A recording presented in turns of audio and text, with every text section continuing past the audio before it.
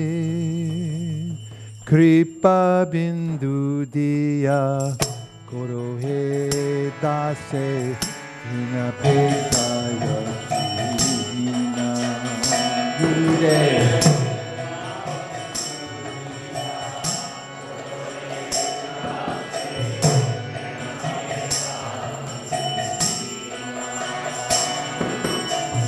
Sakale Sahane Bolodiya Koro Jamani Sriharina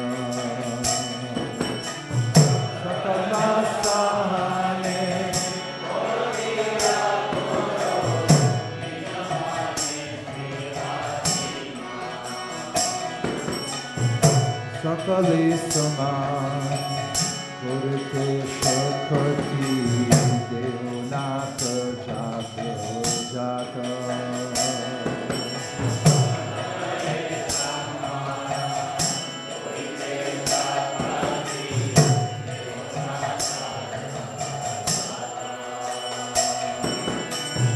Kavito Gaibo Harinama Suke Aparada Havihata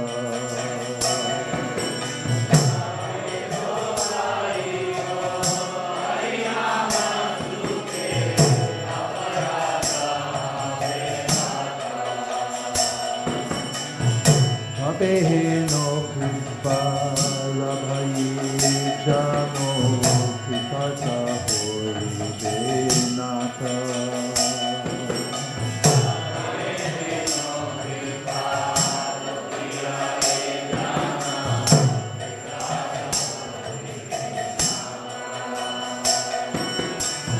Shakti Bhuri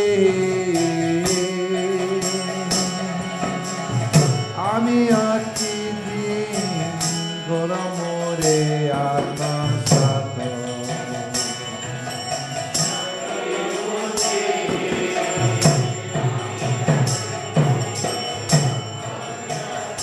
one more time for that one. Yogya Devi Chare Kichu Nahi Pai Tomara Karuna Saro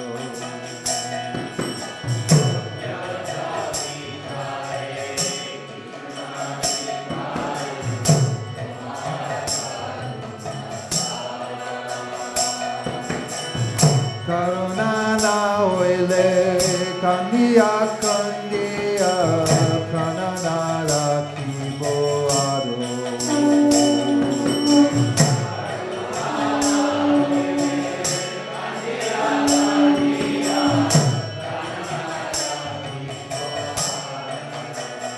Gurudev Kripa Bindu Diya Korohe Dase Hina Pekaya Hina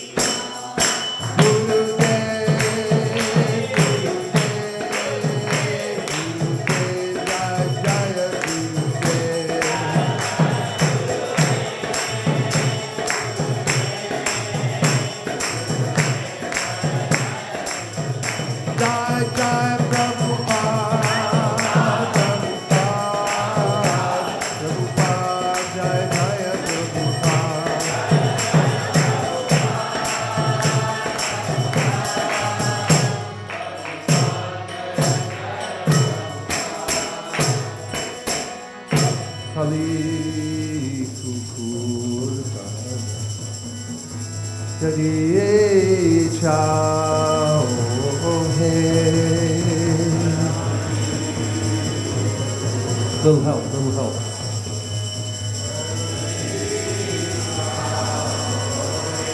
Kali kukurtai Jadi chao hey.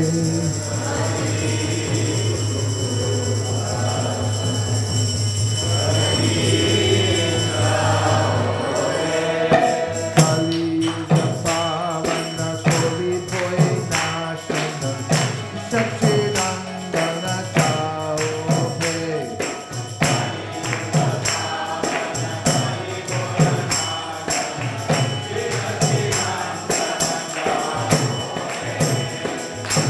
Radhamada Kintaye Tanatan Advitya Papujita Gaura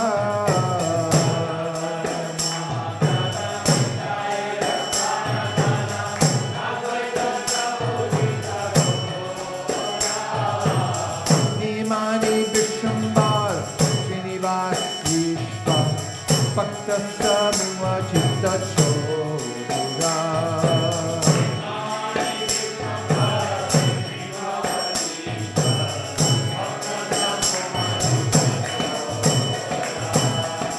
Nariya Shastra Maya Purishwa Nam Bhavatana Sura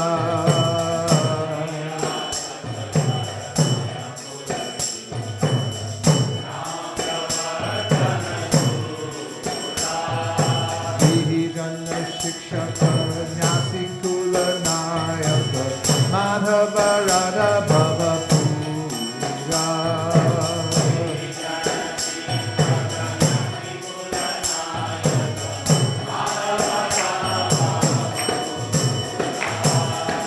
Sarvabhuma Shodhana Gajapati Parana Ramananda Poshana Tira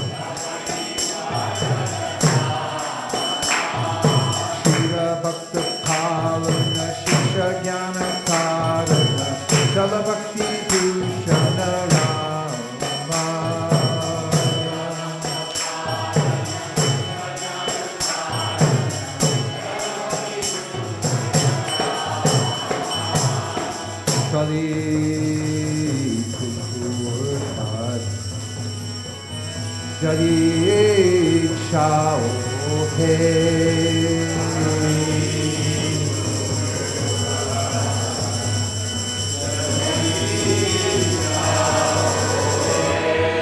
Sali Pavana Koli Boy Nashana Sachidananda Tao Hey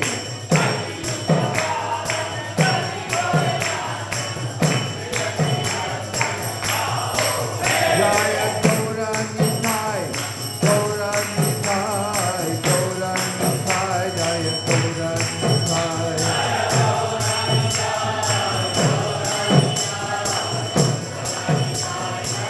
Nitai Gaura Hari Bol, Hari Bol, Hari Bol, Nitai Gaura Hari Bol.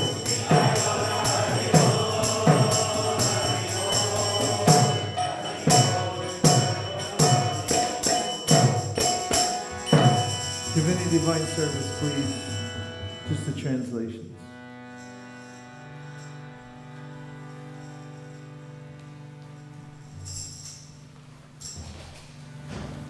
Grashrava, Sutta Goswami, the son of Romaharshan, being fully satisfied by the perfect questions of the Brahmanas, thanked them and thus attempted reply. Srila Sutta Goswami said, "Let me offer my respectful obeisances unto that great sage, Shukdev Goswami, who could enter the hearts of all. When he went away to take up the renounced order of life, sannyas, leaving home without undergoing reformation by the sacred thread or the ceremonies observed by the higher castes, his father, Vyasadeva, fearing separation from him, cried out, 'O my son, indeed only the trees which were absorbed in the same feelings of separation echoed in response to the bereaved father. Let me offer my respectful obeisances unto him, Shuka, the spiritual master of all sages, the son of Vyasadeva, who, out of his great compassion for those gross materialists who struggle to cross over the darkest regions of material spoke this most confidential supplement to the cream of Vedic knowledge after having personally assimilated it by experience. Before reciting the Srimad Bhagavatam, which is the very means of conquest, one should offer respectful obeisances unto the personality of Godhead Narayan, unto Nara Narayan Rishi, the supermost human being, and unto Mother Saraswati, the goddess of learning, and unto Srila Vyasadeva, the author. O sages, I have been justly questioned by you. Your questions are worthy because they relate to Lord Krishna and so are of relevance to the world's welfare. Only questions of this sort are capable of completely satisfying the self. The supreme occupation, dharma, for all humanity is that by which men can attain to loving devotional service unto the transcendent Lord. Such devotional service must be unmotivated and uninterrupted to completely satisfy the self. By rendering devotional service unto the personality of Godhead, Sri Krishna, one immediately acquires causeless knowledge and detachment from the world. The occupational activities a man performs, according to his own position, are only so much useless labor if they do not provoke attraction for the message of the personality of Godhead.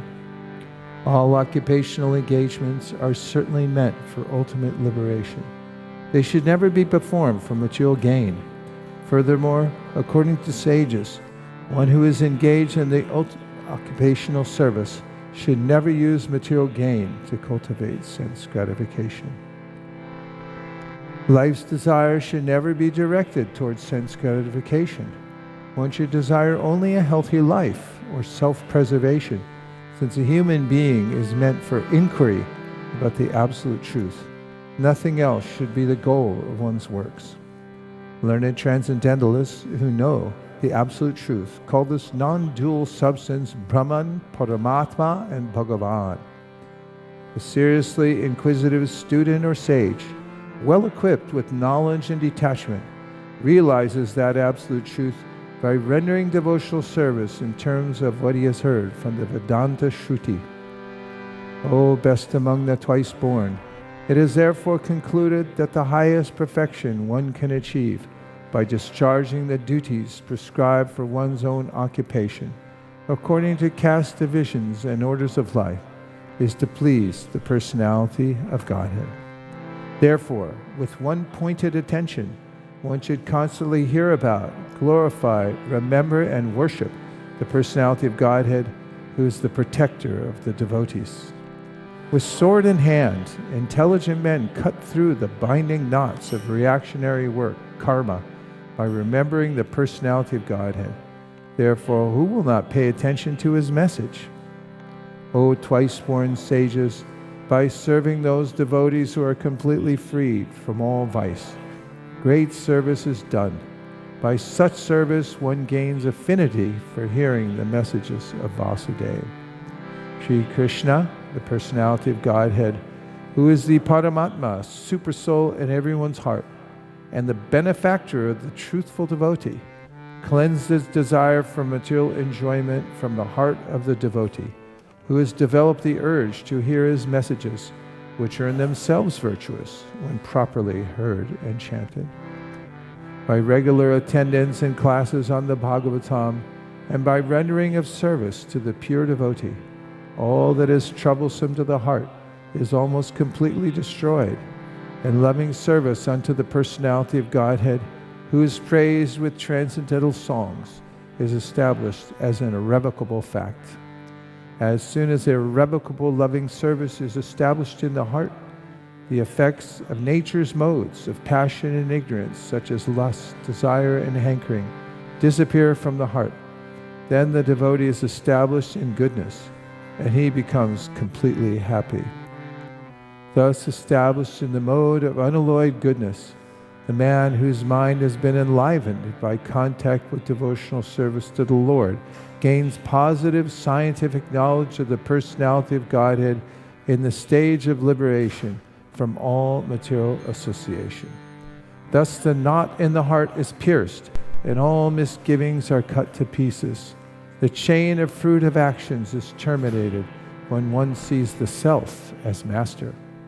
Certainly, therefore, since time immemorial, all transcendentalists have been rendering devotional service to Lord Krishna, the personality of Godhead, with great delight, because such devotional service is enlivening to the self.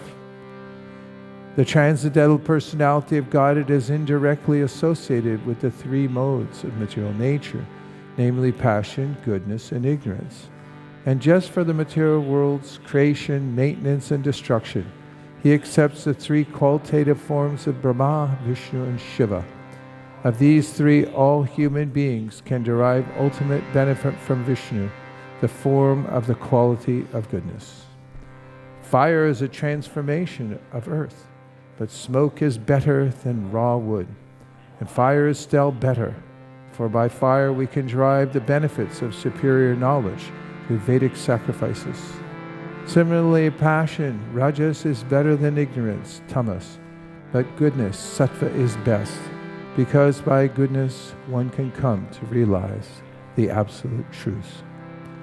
Previously, all the great sages rendered service unto the personality of Godhead due to his existence above the three modes of material nature. They worshipped him to become free from material conditions and thus derive the ultimate benefit. Whoever follows such great authorities is certainly eligible for liberation from the material world. Those who are serious about liberation are certainly not envious, and they respect all. Yet they reject the horrible and ghastly forms of the demigods and worship only the all-blissful forms of Lord Vishnu and his plenary portions. Those who are in the modes of passion and ignorance worship those in the same category, namely the forefathers, other living beings, and the demigods who are in charge of cosmic activities, for they are urged by a desire to be materially benefited with women, wealth, power, and progeny. In the revealed scriptures, the ultimate object of knowledge is Sri Krishna, the personality of Godhead. The purpose of performing sacrifice is to please him. Is for realizing him, all fruitive activities are ultimately rewarded by him only. He is supreme knowledge, and all severe austerities are performed to know him. Religion, dharma, is rendering loving service unto him. He is the supreme goal of life. The beginning of creation, the absolute personality of Godhead, Vasudeva, in his transcendental position, created the energies of cause and effect by his own internal energy. After creating the material substance, the Lord Vasudeva expands himself and enters into it. Although he is within the material modes of nature and appears to be one of the created beings, he is always fully enlightened and in his transcendental position. The Lord as Supersoul pervades all things, just as fire permeates wood, and so he appears to be of many varieties, though he is the absolute one without a second. The Supersoul enters into the bodies of the created beings who are influenced by the modes of material nature and causes them to enjoy the effects of these modes by the subtle mind. Thus the Lord of the universes maintains all planets inhabited by demigods, men, and lower animals. Assuming the forms of incarnations, he performs pastimes to reclaim those in the mode of pure goodness. Thus end the Bhaktivedanta translations of the first canto, second chapter of the Srimad Bhagavatam, entitled Divinity and Divine Service. Divinity and Divine Service ki jai, Gaur Premanande Haribol. Guru Puja.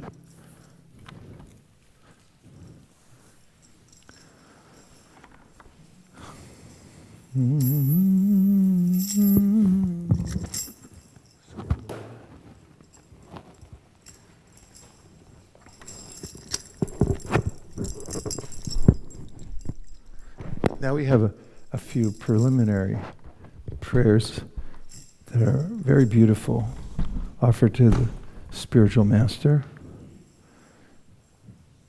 And we'll recite them together.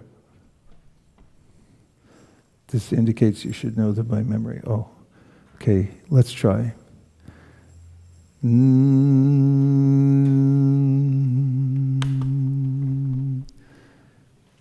Namashrestam manamapi shachiputram atrasarupam shirupam tasyagrajam uruparim maturim goshtavatim Radha kundam girivaramaho radhika madhavasham prapto yasya pratita kripaya shigurum tam natosmi He Guru Jnanadadina Bandho Swananda Data Karanaika Sindho Vrindavana Sinahitavata Prasida Radha Pranaya Prachara He Dina Bandho Karanaika Sindho Kuru Prasada Mayamanda Mudhe Laksha Parade Bahupapa Gadhe Tatpada Padme Stu Matishta Krishne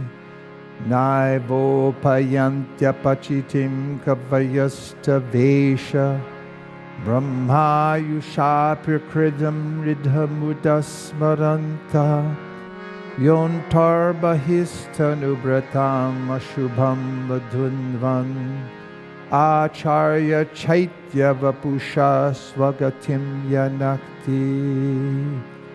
I bow down to the beautiful lotus feet of my spiritual master, by whose causeless mercy I have obtained the supreme holy name, the divine mantra, the service of the son of Shachi Mata, the association of Srila Sarup Damodar, Rupa Goswami and his older brother Sanatan Goswami, the supreme abode of Mathura, the blissful abode of Vrindavan, the divine Radha Kunj and Govardhan Hill, and the desire within my heart for the loving service of Shri Radhika and Madhava in Vrindavan.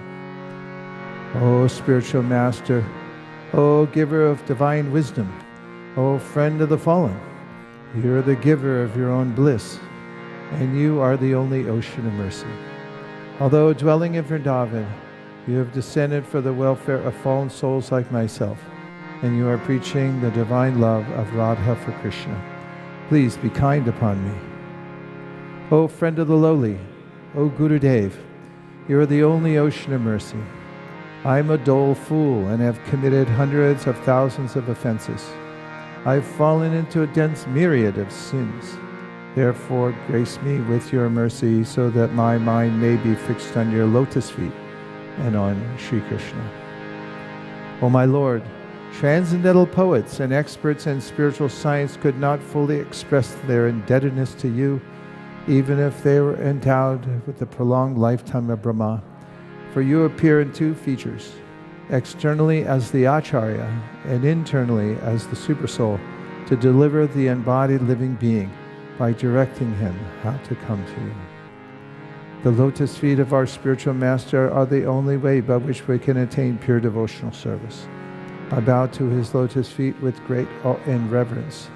By his grace, one can cross the ocean of material suffering and attain the mercy of Krishna. Our only wish is to have our consciousness purified by the words emanating from his lotus mouth. Attachment to his lotus feet is the perfection that fulfills all desires. He opens our darkened eyes and fills our hearts with transcendental knowledge. He is our Lord, birth after birth. From him, ecstatic prema emanates. By him, ignorance is destroyed. The Vedic scriptures sing of his character.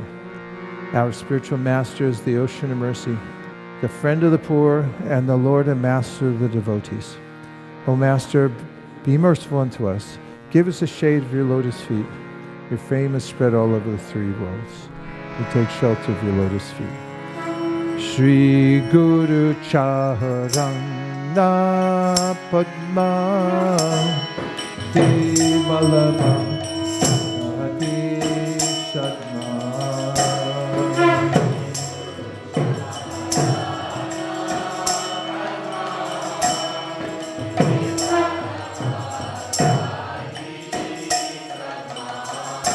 Bando Muisava Dana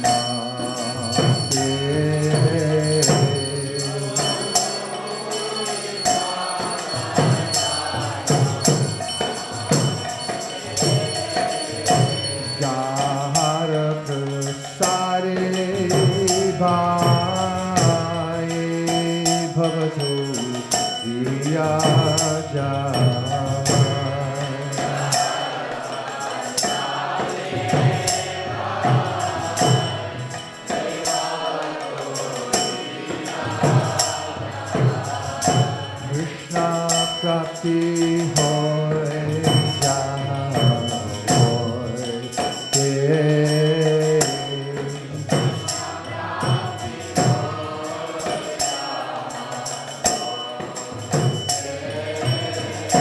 Krishna prapti hoy jaha hoy te.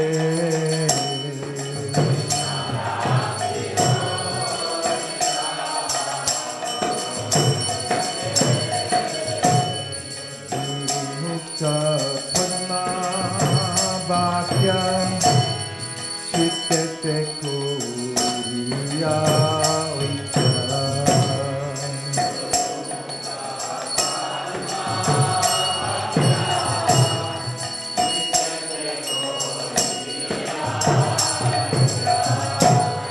Guru Mukha Padma Bhakya Chittete Kuriya.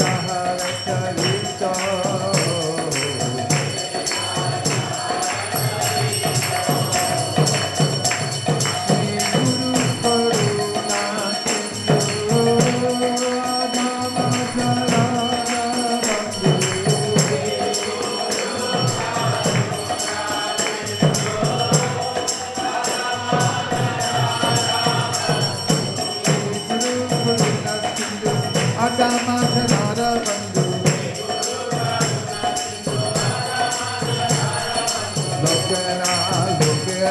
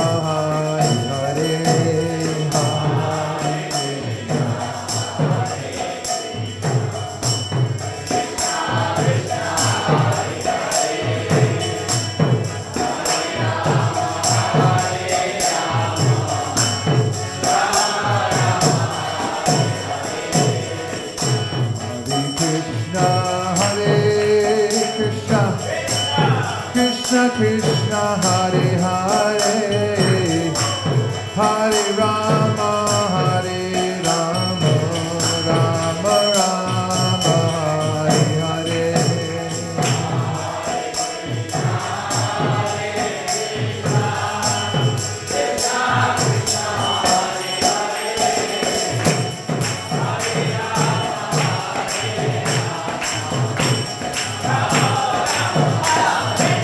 Hare Krishna,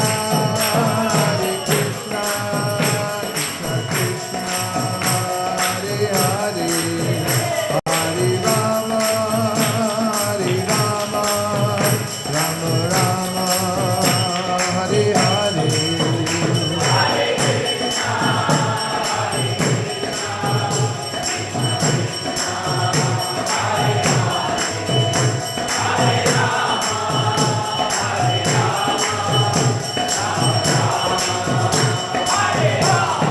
Hare Krishna,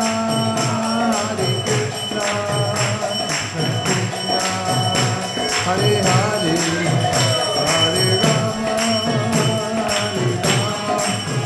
Rama Rama, Hare Hare.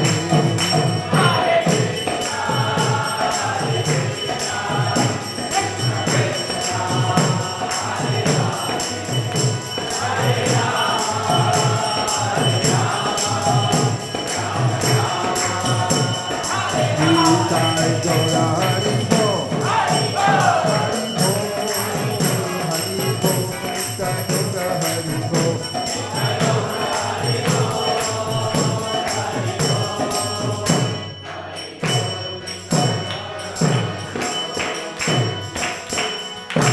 Jayom Vishnupat Paramhamsa Trivargacharya Stotarasta Shishimada Paicharanada Binda Bhaktivedanta Sai Maharaj Srila Prabhupada Ki Jai.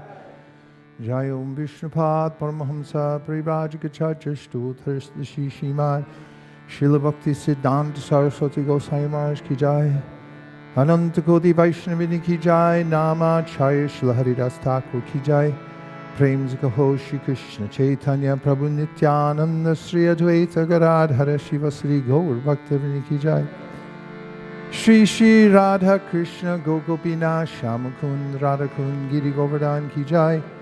Shri Vrindavan Dham Ki Jai. Shri Mayapur Navadvip Dham Ki Jai. Shri Jagannath Puri Dham Ki Jai.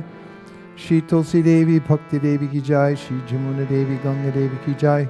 Samveta Bhaktivinoda Ki Jai. All glorious assembled devotees. All glorious assembled devotees. All glorious assembled devotees. Gaur Premanande Hari Hari Bo. Srimad Bhagavatam class. Just like at Naimisharanya.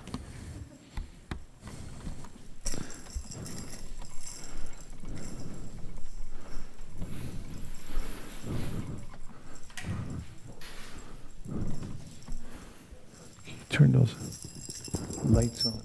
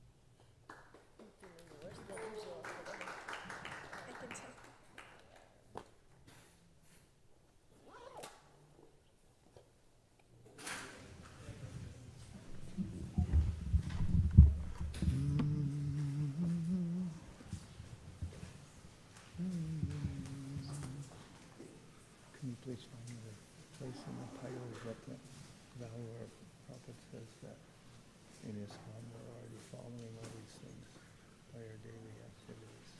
In Bhagavatam? Yeah, Bhagavatam. Yeah. It's in the purport. Yeah.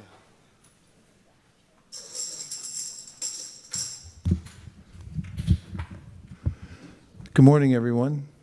Hare Krishna.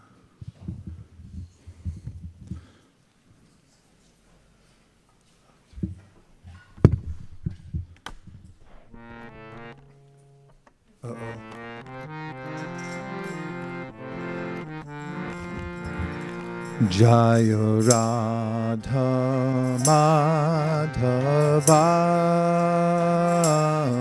Jaya Kunja Bihari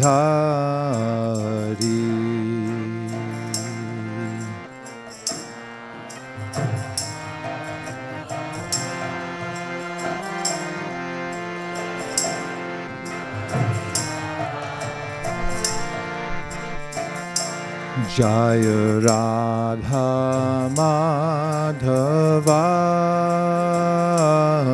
Jaya Kunja Bihari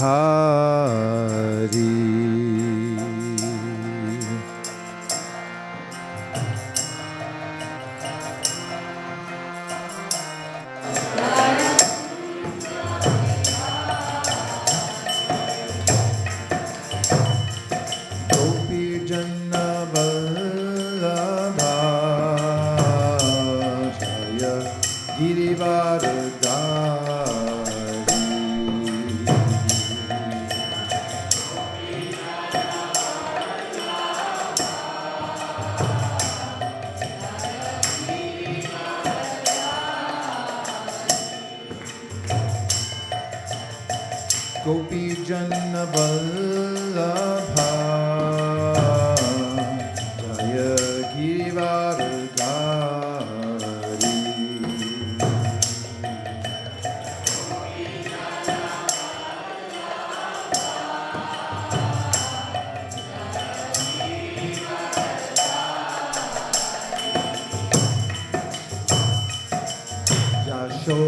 Yashodanandana Vraja Janaranjana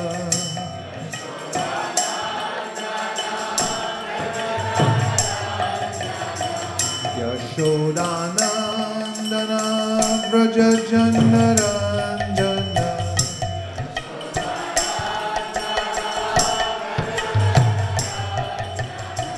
Yashodanandana Vraja Janaranjana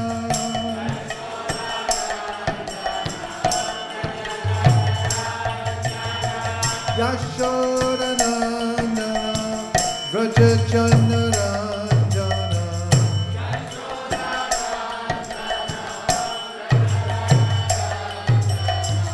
Yamuna Tira Manachari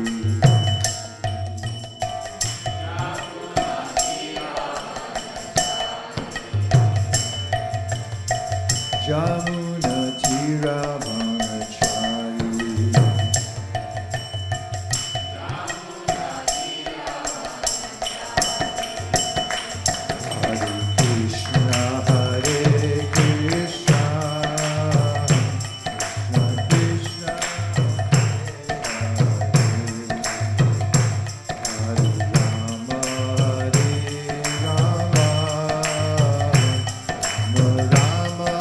Hare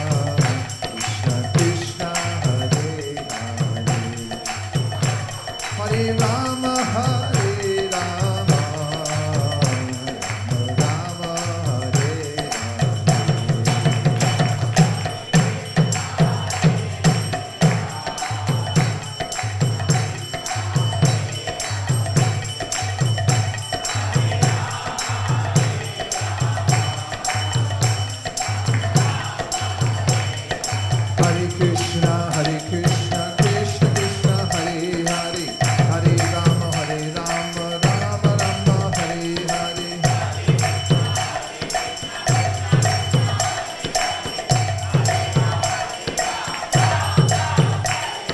Hare Krishna, Krishna Krishna, Hare Hare, Hare Rama, Rama Rama, Hare Hare.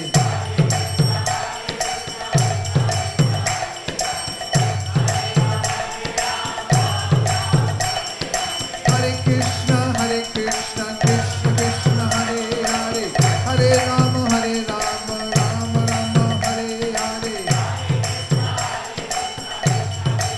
Krishna, Krishna, Krishna Hare Hare, Hare Rama, Rama Hare Hare.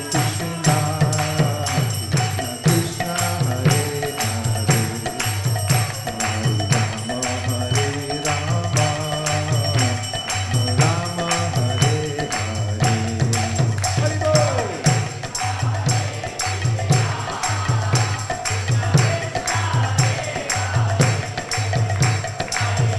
Krishna,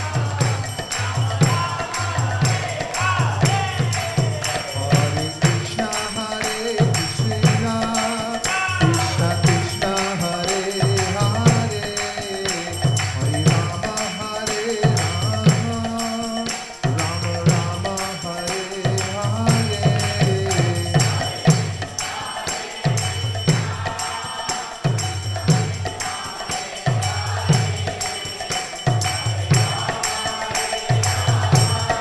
Hare Hare. Hare Krishna, Krishna Krishna, Hare Hare, Hare Rama, Rama Rama, Hare Hare.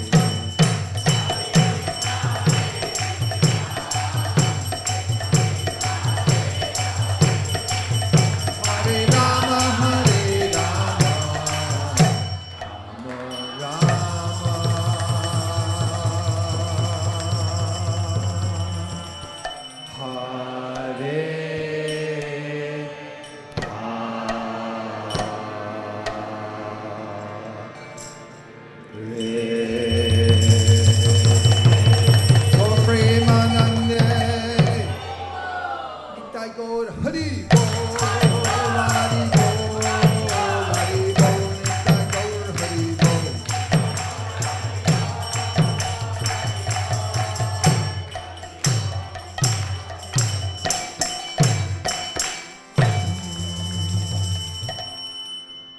We can have those preliminary verses that were by Sridhar Swami and Srila Vishwanath Chakravarti Thakur. As many of you are well aware, there are hundreds, thousands of verses glorifying the Srimad Bhagavatam. In the Bhagavatam itself and in other Puranas, and also by the great Acharyas. And the reason for that is that the Srimad Bhagavatam is the fruit of all the Vedic literatures. It's produced the fruit that we can taste directly and that leads to the perfection of life, which is to feel love for God within the heart. And human beings, actually all living entities, as I was thinking about it this morning, termites live in a hive, and they can only exist if the queen is there. You know how long a queen termite lives? Up to 50 years. I'm thinking about becoming an entomologist. 50 years. And they can't live without her. Their whole existence is eating wood on behalf of the queen. What do you do for a living? I eat wood for my queen. And if you look at any living being, there is some sense that, of course, the Shastra says in the Hitopadesh that the difference between humans and animals is that humans can worship God. They have a much broader perceptual horizon, and they can use their intelligence to understand causality. And janmadhyasa yataha is not something that is bewildering to them, that there's a cause of all causes. Nonetheless, the propensity to love and to follow a leader is there within the animals as well. Monkeys are very tribal. They have leaders of the pack, dogs for sure, territorial and tribal. Human beings, they gravitate towards some society in which there's a core. And amongst all the human beings, Chaitanya Mahaprabhu was saying to Rupa Goswami, there are some who understand that there is a God, and therefore they worship him. And then there are those that are even more refined in their worship. They entered into varnashrama, an organized way of society, just so that everyone, even through their vocation, can work for God. Dharmasya hyapavargasya. No, I would say dharma samsta dharma swandistita pumsham vishvaksena katasuya notpadaya yadiratim shramaevi kevalam. They consider it useless labor unless the work they're doing is being offered to God. And then there's those who are very specifically focused on worshiping Bhagavan, the Supreme Personality of God. And Krishna says they're very, very rare. Manushyanam sahasreshu kashtid yatati sid. Kashtid means out of all of the thousands, Manushyanam sahasreshu, out of thousands and thousands and thousands of human beings, kashtid, one, kashtid yatati siddhaye, one endeavors for perfection. Yatatam api siddhanam, and out of all those who attain perfection, kashchin, only one, kashchin mam meti tafata, only one knows me in truth. Out of those thousands and thousands, only one endeavors perfection, and out of all of those that endeavor perfection, only one knows me in truth. So it's a very rare point. It's not rare that the soul wants to worship God, but especially when we come to the human form of life, it's the opportunity that we've been waiting for to inform our intelligence so that we can direct our worship in the proper way. Otherwise, it's wasted. Wasted on politicians, on rock and roll singers or pop singers. And like,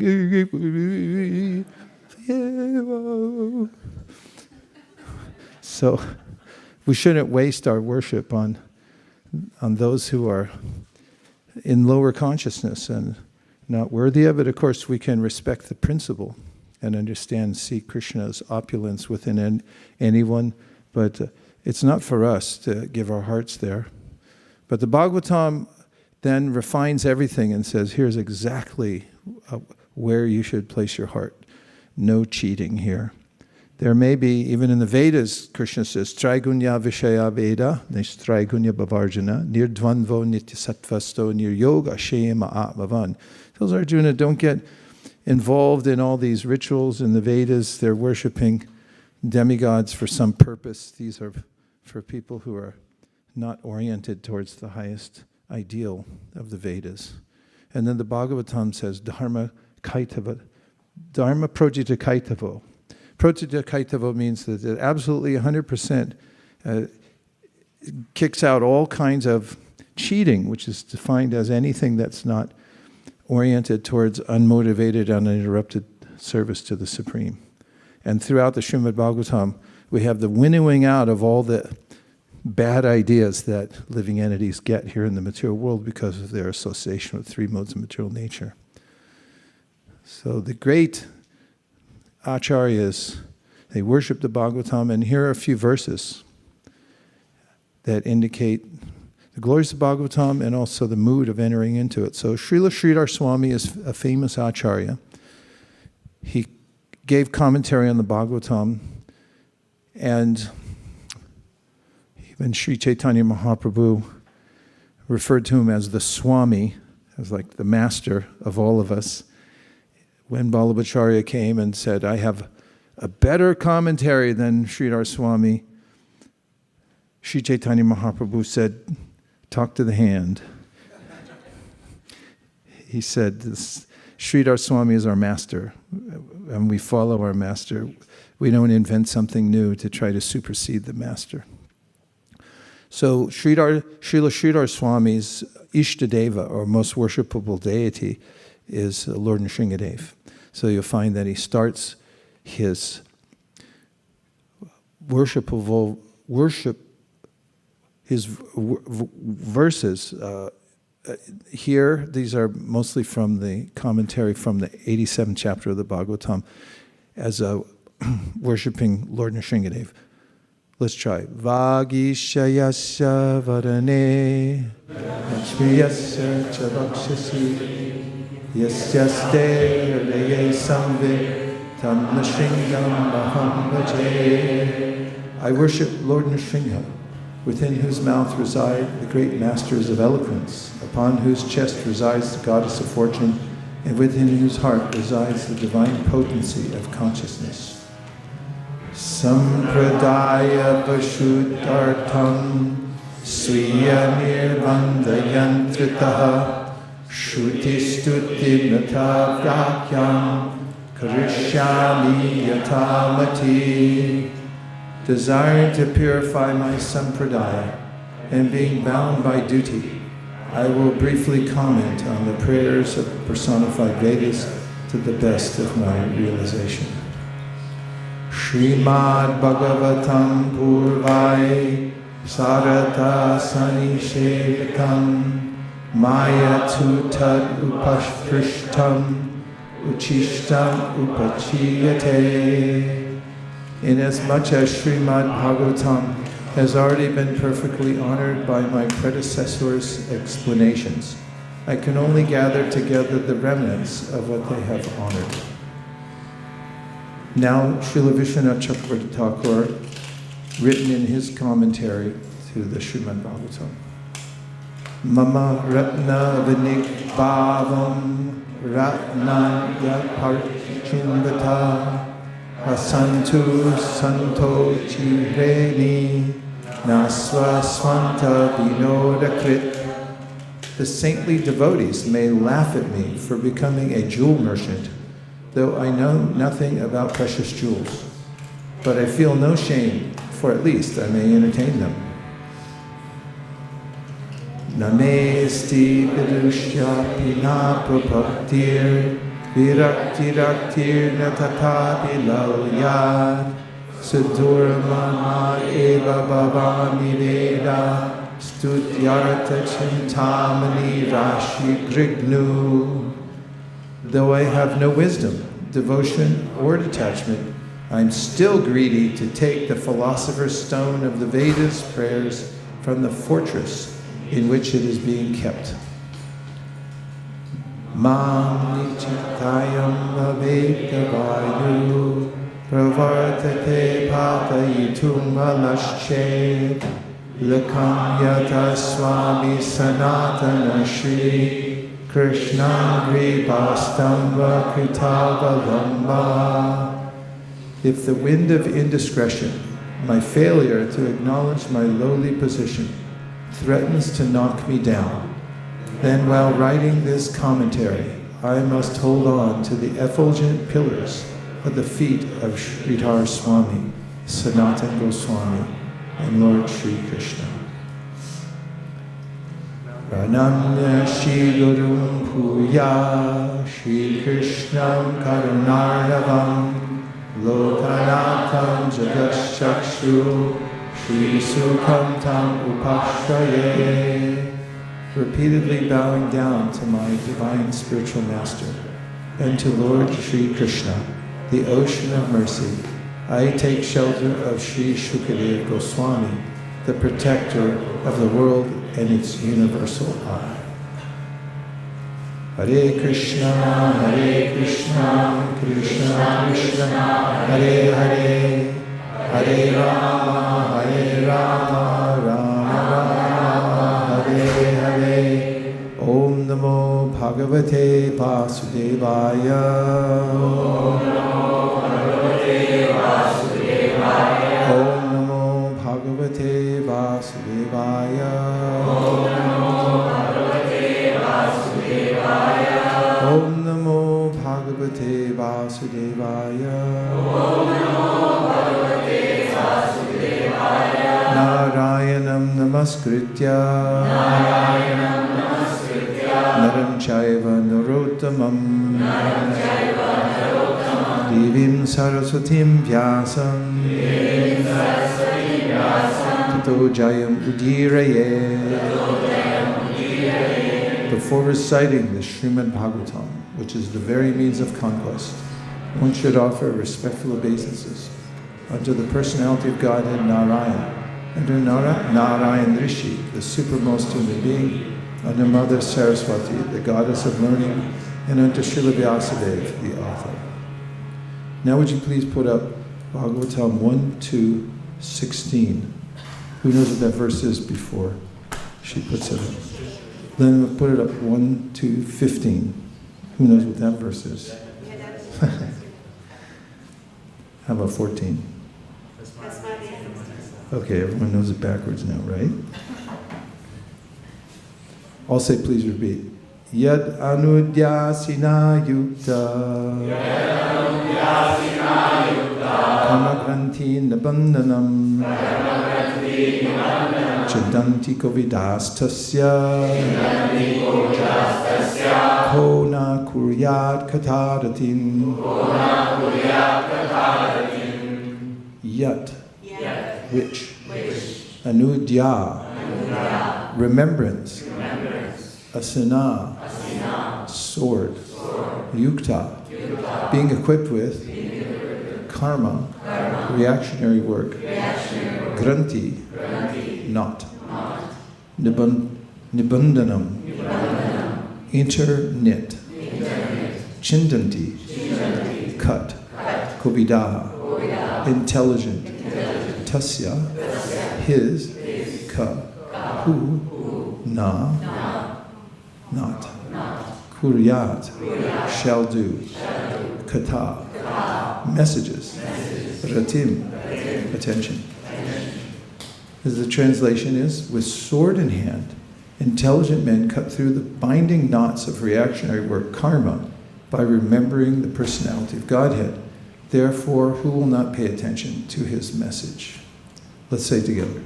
With sword in hand, intelligent men cut through the binding knots of reactionary work, karma, by remembering the personality of God. Therefore, who will not pay attention to his message? Srila Prabhupada's purport. The contact of the spiritual spark with material elements creates a knot, which must be cut if one wants to be liberated from the actions and reactions of fruitive work. Liberation means freedom from the cycle of reactionary work. This liberation automatically follows for one who constantly remembers the transcendental pastimes of the personality of Godhead. This is because all the activities of the Supreme Lord, his Leela, are transcendental to the modes of material nature, energy. They are all attractive spiritual activities, and therefore constant association with the spiritual activities of the Supreme Lord gradually spiritualizes the conditioned soul and ultimately severs the knot of material bondage. Liberation from material bondage is, therefore, a byproduct of devotional service. Attainment of spiritual knowledge is not sufficient to ensure liberation. Such knowledge must be overcoated with devotional service so that ultimately the devotional service alone predominates. Then liberation is made possible. Even the reactionary work of the fruitive workers can lead one to liberation when it is overcoated with devotional service. Karma overcoated with devotional service is called karma yoga. Similarly, empirical knowledge overcoated with devotional service is called jnana yoga. But pure bhakti yoga is independent of such karma and jnana because it alone can not only endow one with liberation from conditional life, but also award one the transcendental loving service of the Lord. Therefore, any sensible man who is above the average man with a poor fund of knowledge must constantly remember the personality of Godhead by hearing about him, by glorifying him, by remembering him, and by worshiping him always without cessation. That is the perfect way of devotional service. The Goswamis of Vrindavan, who were authorized by Sri Chaitanya Mahaprabhu to preach the bhakti cult, rigidly followed this rule and made immense literatures of transcendental science for our benefit.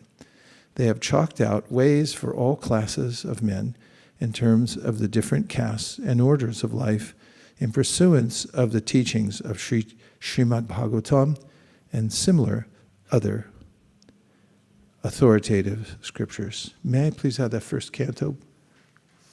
Om Jnanatimidandasya Jnananjana Shalakaya Chakshurunmilitam Nena Tasmai Shri Gurave Namaha Shri Chaitanya Manobhishtam Stapitam Yena Bhutale Swayam Rupa Kadamayam Dadati Swapadantikam Vandeham Sri Guru Sri Yuta Padakamalam Sri Gurun Vaishnavanscha Sri Rupam Sakrajatam Sahagana Raghunatham Vitam Tam Sajivam Sadvaitam Sadvajutam Parijana Sahitam Krishna Chaitanya Devam Shri Radha Krishna Padam Sahagana Lalitam Shri Vishakam Vitamscha Hey Krishna Karuna Sindho Dina Bando Jagatpate Gopesha Gopika Kanta Radha Kanta Namostute Tapta Kanchana Gaurangi Radhe Vrindavaneshwari Vrishabhanusute Devi Pranamami Haripriye Amshakopatarubhyascha Vipasindubhya evacha Patitanam Pavanebhyo Vaishnavebhyo Namo Namaha Nitai Namineche Namirhate Shadamunyena Dite Chere Nitai Namineche Namirhate Shadamunyena Dite Chere Jaya Shri Krishna Chaitanya Prabhu Nityananda Shri Advaita Radha Shivasadi Gaura Bhakta Vrinda Hare Krishna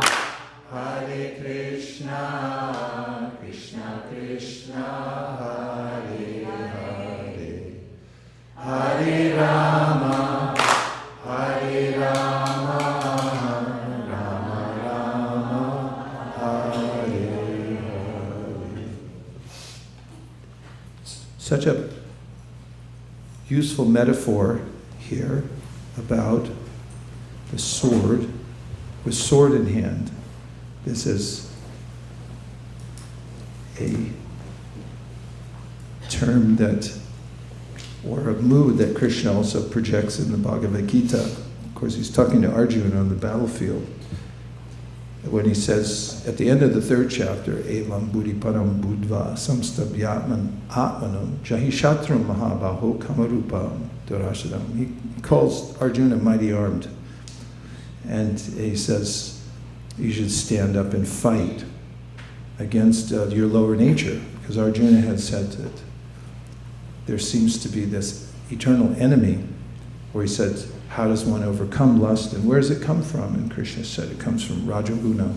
It's produced from that, and it's the nemesis of the soul here in the material world. It keeps us bound to the material world.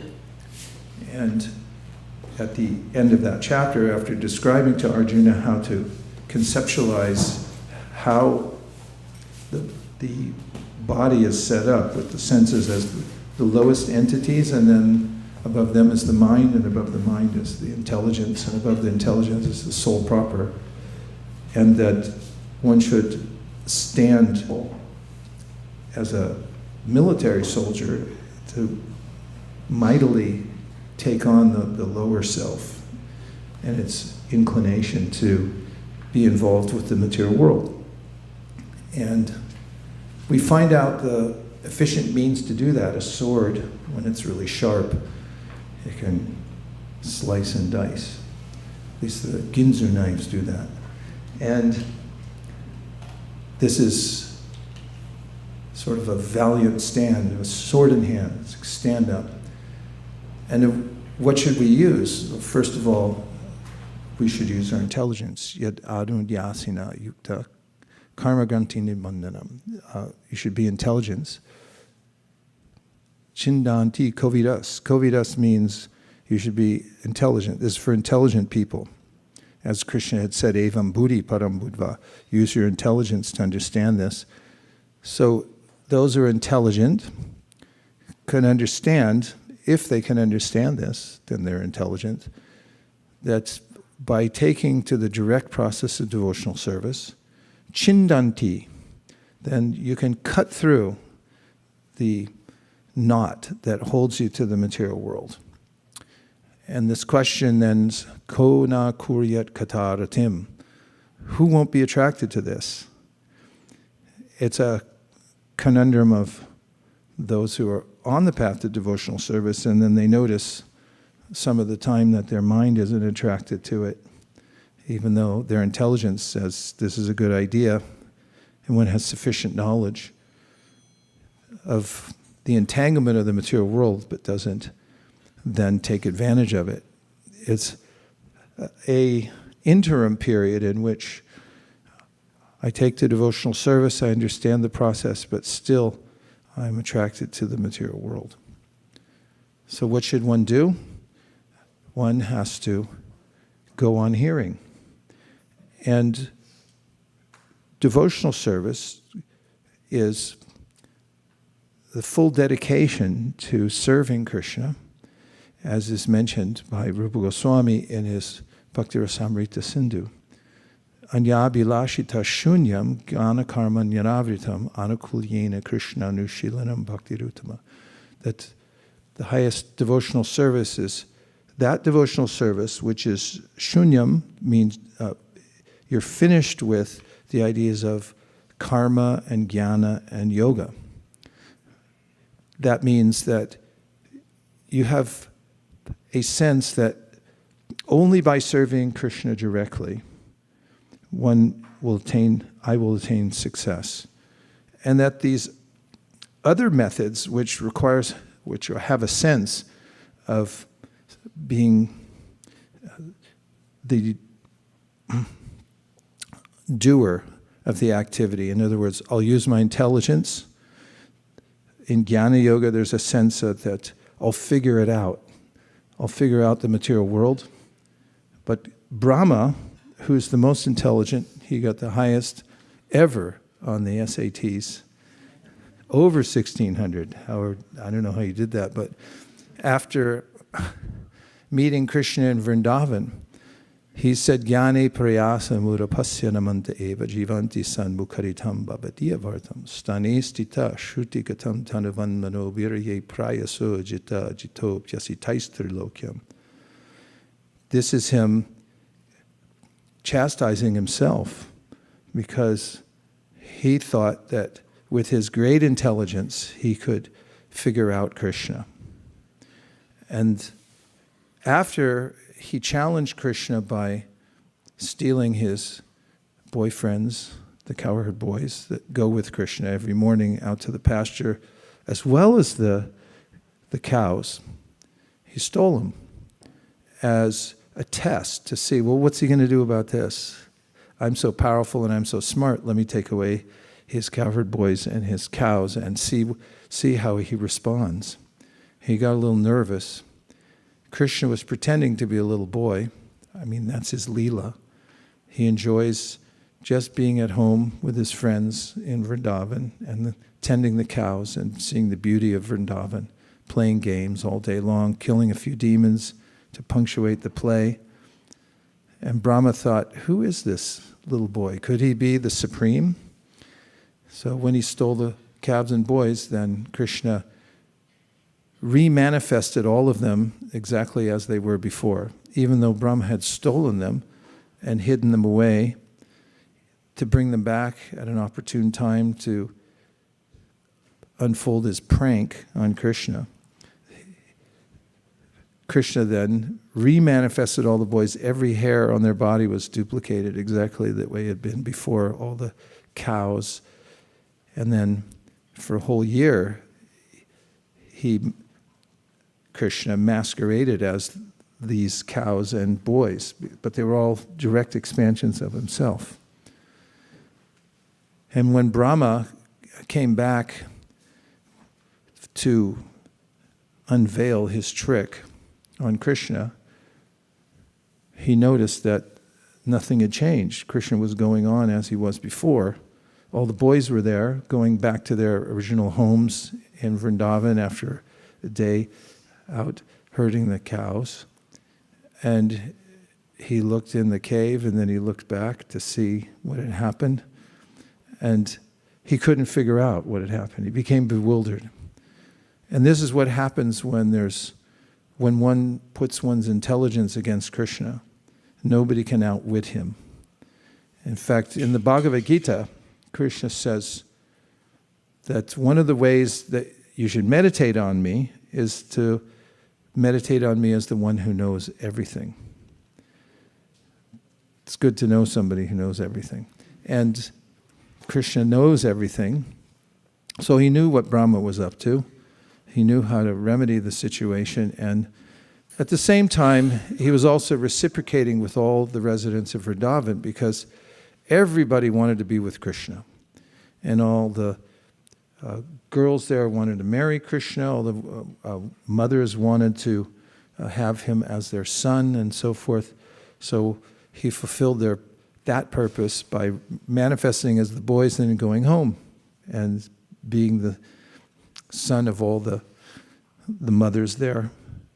And also in that time getting married to some of the gopis there and so forth. So Brahma then came to realize that he had made a mistake, and then in prayer, which is represented by the picture in the very back on the right-hand side, we have that picture thanks to Jagarini for going on a mercenary mission to Los Angeles and knocking on everyone's door on Vaisesika Avenue and said, "Give me the paintings." So that picture is little Krishna as a cowherd boy, and you see Brahma on the right with his four heads, and Brahma is offering prayers to Krishna. So those prayers come out in the 14th chapter of the 10th canto of the Srimad Bhagavatam. And there he says that, Krishna, others may say they know you, but I can say I don't know anything about you. He said, if somebody through chat GPT was able to count all of the grains of sand and all of the stars in the sky, they still wouldn't be able to count your qualities, because they're unlimited and they keep increasing. And he said, Jnane prayasam urapasya namanta eva, that give up this idea of jnana. I'm going to try to reach Krishna with my intelligence. I'll try to figure God out. You can't. And that's a good thing, because if you could, he wouldn't be God. You'd be God. That's why atheism doesn't make any sense, because if you say there is no God, then it's like, well, then you must be God, because how would you know that? You know everything, but only Krishna knows everything. So he said, Jnane prayasam udapasya, completely give up this idea that I'll figure God out with my intelligence. It's hard to do because we have this sense that we can figure everything out.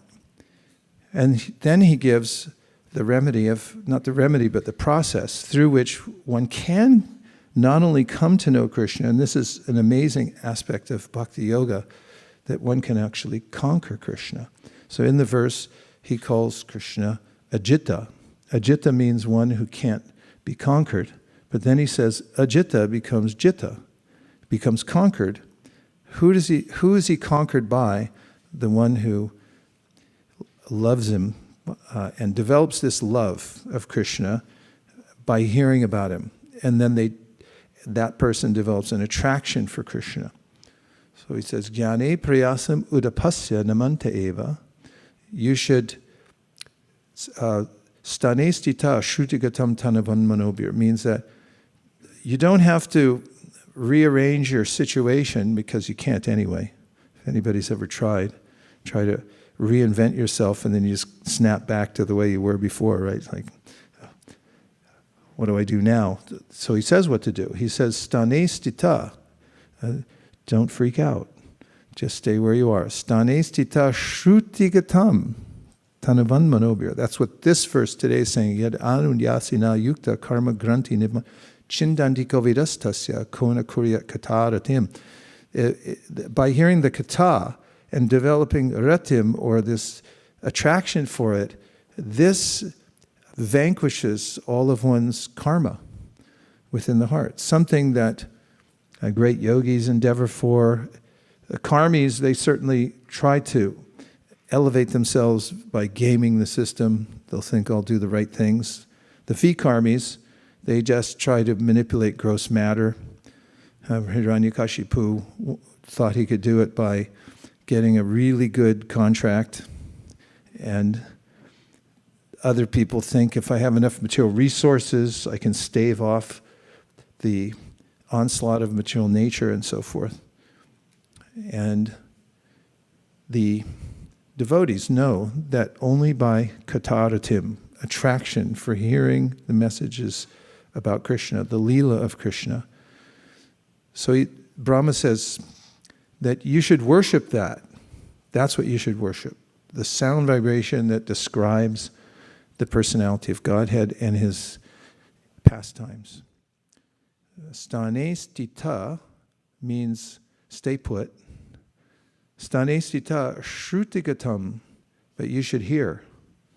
Dedicate yourself to that. If you want to put something on the top of your list, put that on the top of your list.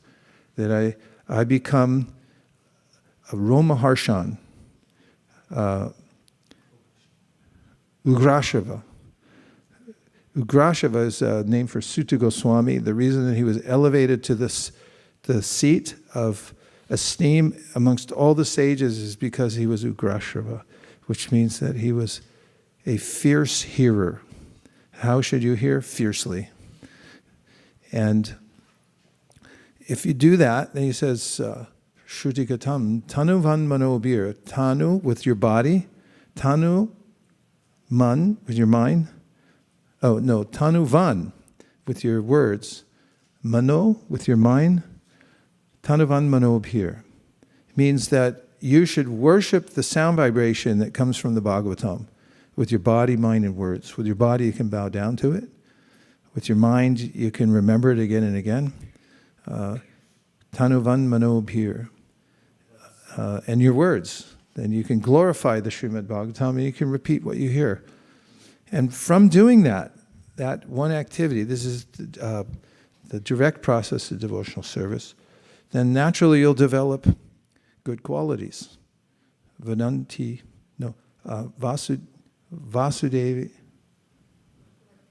Bhagavati Bhakti Yoga Prayojita Jana Yashavairagyam Jnanam Cha Yadahaitukam, which means that just by the direct process of devotional service, you'll develop knowledge and detachment from the world.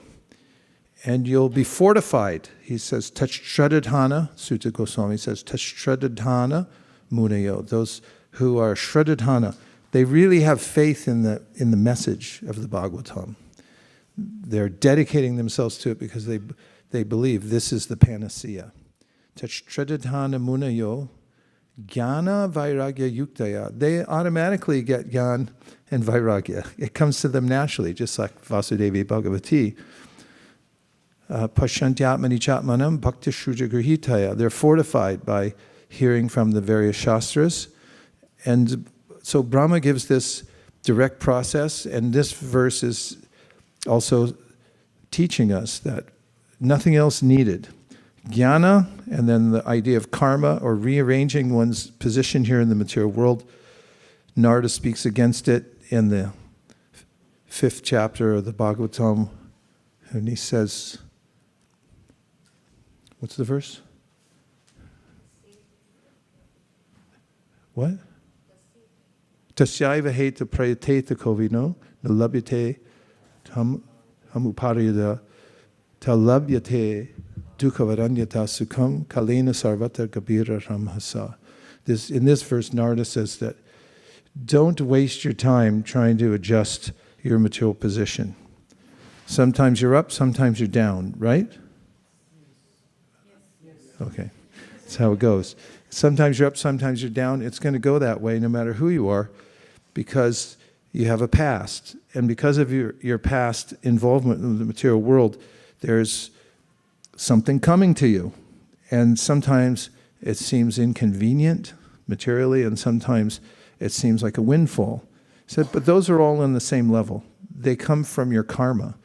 And those things you can't adjust anyway because they're already due to you in this lifetime. So if you want more, for instance, material facility, you're not going to get more or less. And if you want fewer inconveniences materially, you're not going to get more or less either. You can't get less just by trying to barricade yourself somewhere. It'll come find you. Chanakya Pandit said, if you have a calf, and I saw a video the other day, a calf had been separated from its mother for a few years, and it was a rescue situation, and they reunited the cow and the calf. And in this case, the calf got out of the truck in the rescue area, and the mother ran right up to it, started licking it. And in other cases where there's lots of cows, and then they let the calves loose, then the calf runs right for its mother. I've seen it in Vrindavan. There's all these cows, all these mothers, and then the little baby calf, it lets them go, and you're like, zoom. How did you know? So Chanakya Pandit said, your karma's like that.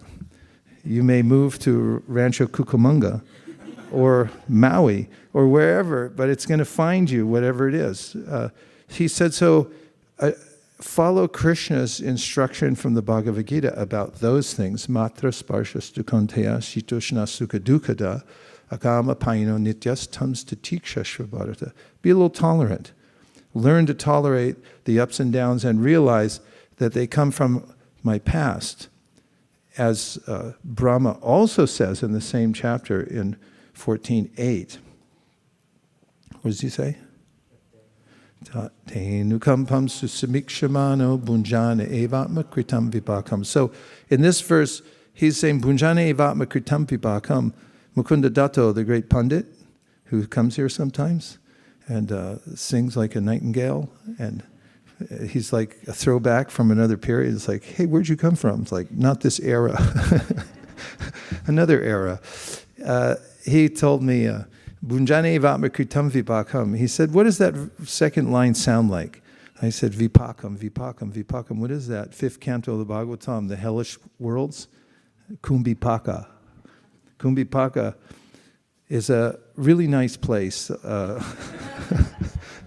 for reminding us that the material world is not our home, but, people who cook animals alive, and people like to do that because they're envious, and they get cooked.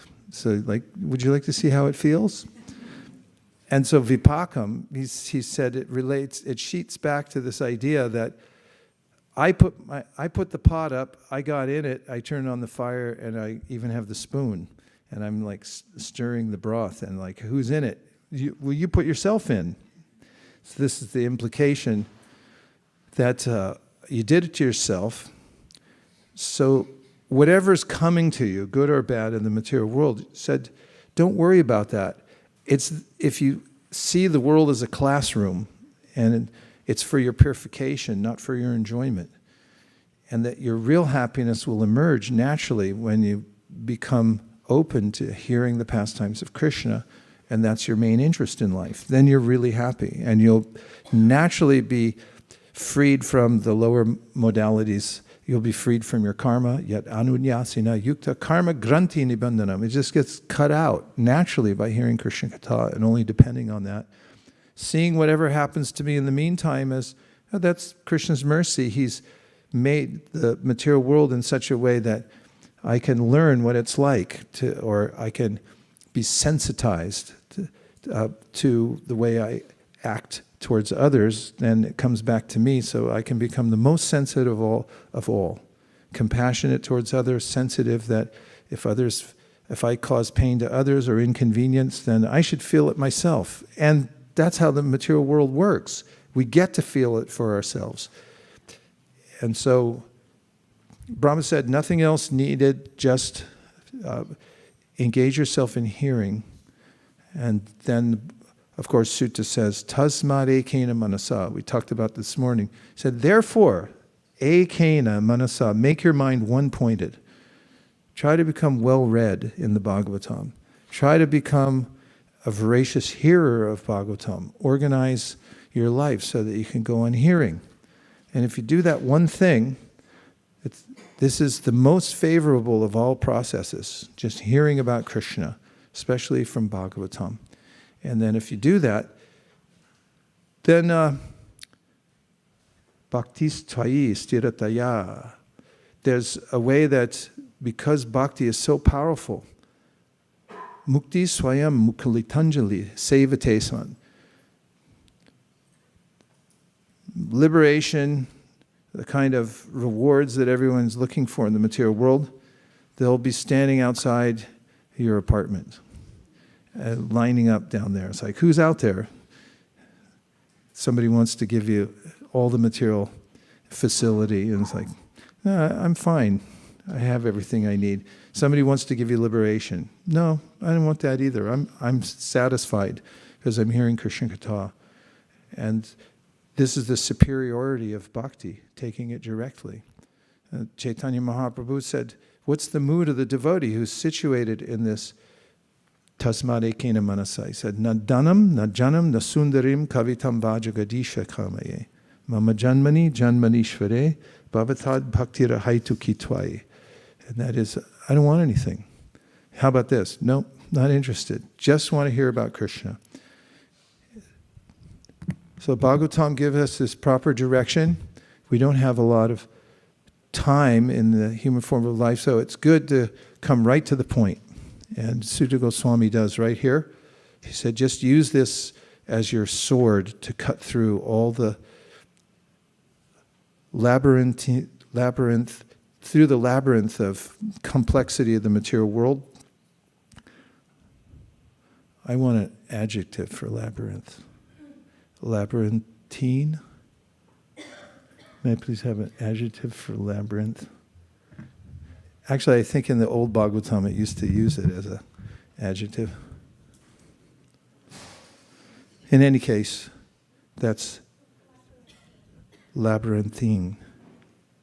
Labyrinthine complexities of the material world can be cut through just by hearing Krishna Katha. Okay, let's have a few reflections or questions. Try to expand the scope of the conversation. 1, 2.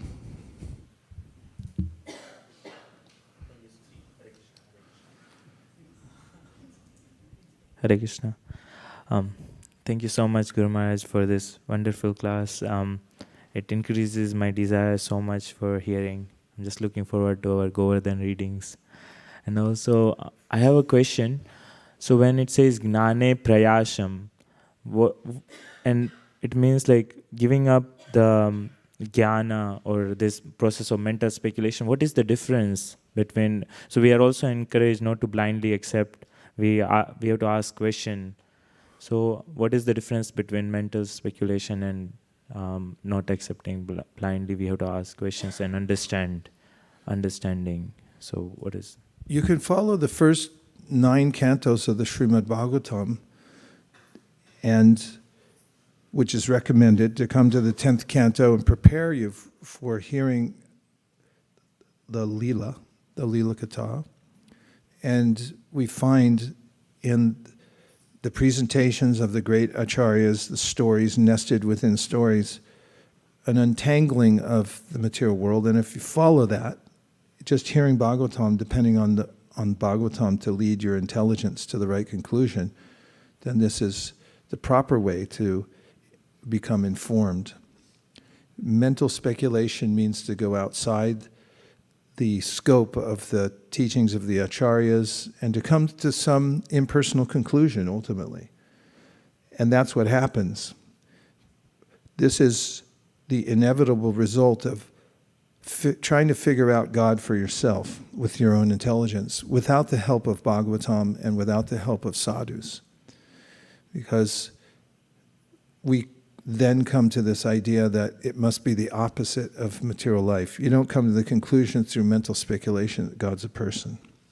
Unless it's transcendental mental use. Like in Prabhupada's long purport in the second canto to Shukadeva Goswami's recommendation that we use hypothesis to understand our position and to understand God. And Prabhupada then describes how, first of all, we can understand we're not our body by using our intelligence. And he says that you can notice that you say my hand, not I hand. You can also notice that your intelligence is a gift that comes to you like a parent who's teaching a child. And if you're a little observant, you can appreciate the fact that it's not you, it's coming from a higher source. And from that, he said, you can understand that there's more than you as spirit. There's also, he says, a super spirit that's maintaining you. And also, we're not maintaining our bodies. They're going on as if automatic machines. Then he says, using your intelligence, you can also understand that there must be more to the concept of God.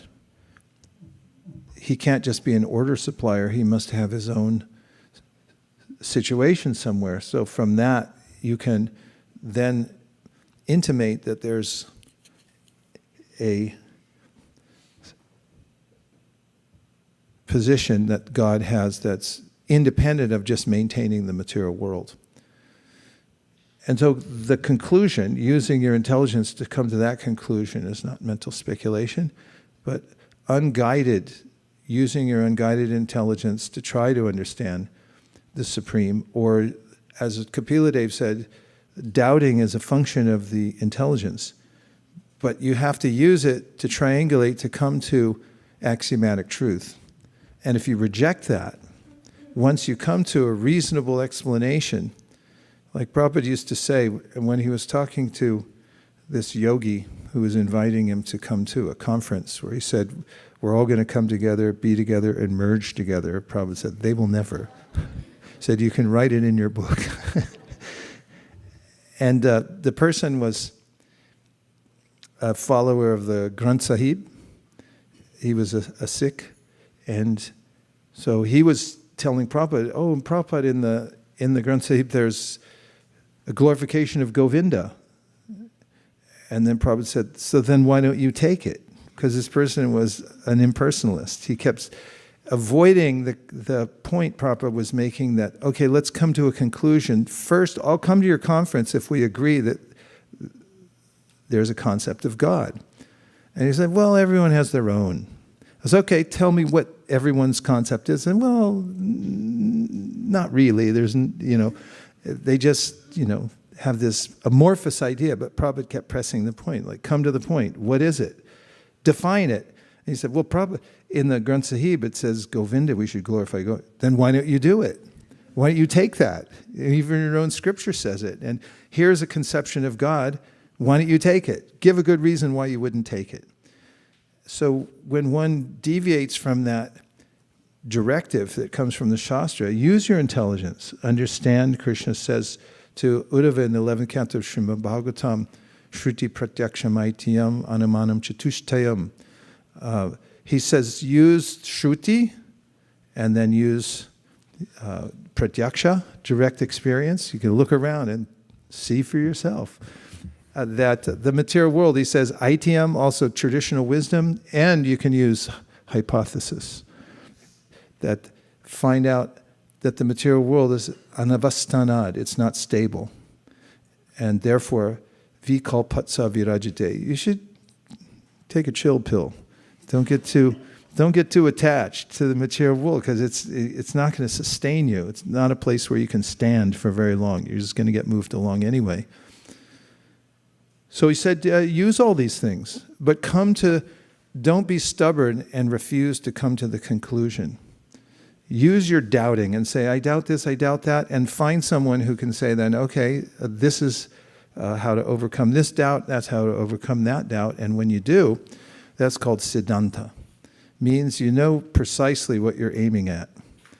And therefore, Kaviraj Goswami says in the Chaitanya Charitamrita, chapter 2, Adi Lila, Siddhanta bolya chitanakara alash, iha hoite Krishna lagi sudrad manash. He said, your mind becomes determined when you come to a clear, pinpointed, weird word, conclusion, which is a siddhanta. You know what it is, and you also know what it isn't. And therefore, he says, sudrad manash, then your mind becomes very determined in the process of devotional service. So using your intelligence and your mind and your doubting facility, which is part of the intelligence, to come to this axiomatic truth and concluding then that you'll follow it. As Radhika Raman Prabhu said when he gave a seminar here, when you come to the ocean that is Krishna, that's when you should employ achintya, that it's inconceivable. Because he has to be. At a certain point, you can't use your intelligence anymore. You have to get there and say, like, I can't understand Krishna. It's like, exactly. That's what God is. He's a person, but he's also everywhere else at the same time. Mayata tamidam sarvam jagadav yaktamurtina yastani sarvabhutani nachaham teshavastita. So, wait a minute. And the Upanishads prepare us for this, because they say all kinds of things like, Tarejati tanaijati tadure tadvantike tarantarasya sarvasya tadu sarvasya. He's far away, but he's very near as well. He's within everything, he's outside of everything. They're like, what? So where is he again? Everywhere, but nowhere at the same time. So the intelligence can't fathom that. But if you do your due diligence to rule out all the other conclusions, like material nature is the supreme. That's one conclusion people come to. But material nature, as Prabhupada describes in the first section of the Chaitanya Charitamrita, it has to have a master. There has to be some locomotion to push it. It's not independently moving. And these have been proved through laws of physics. The idea that just the material nature can exist, and because of the conservation of energy and the way that energy is readjusting itself, everything just moves automatically, has been disproven. You have to have a prime mover. If you have a train, it's not going to go by itself. There has to be an engine. I learned that when I was a kid. And these are the conclusions that one should come to categorically to understand that there is a God, I'm not him. And then one can enter into the 10th canto of the Srimad Bhagavatam to say, so let me hear about him, with no interruption, because I'm in this state of sudrid manash. I'm very determined because I know this is where I should apply my attention. You had a question.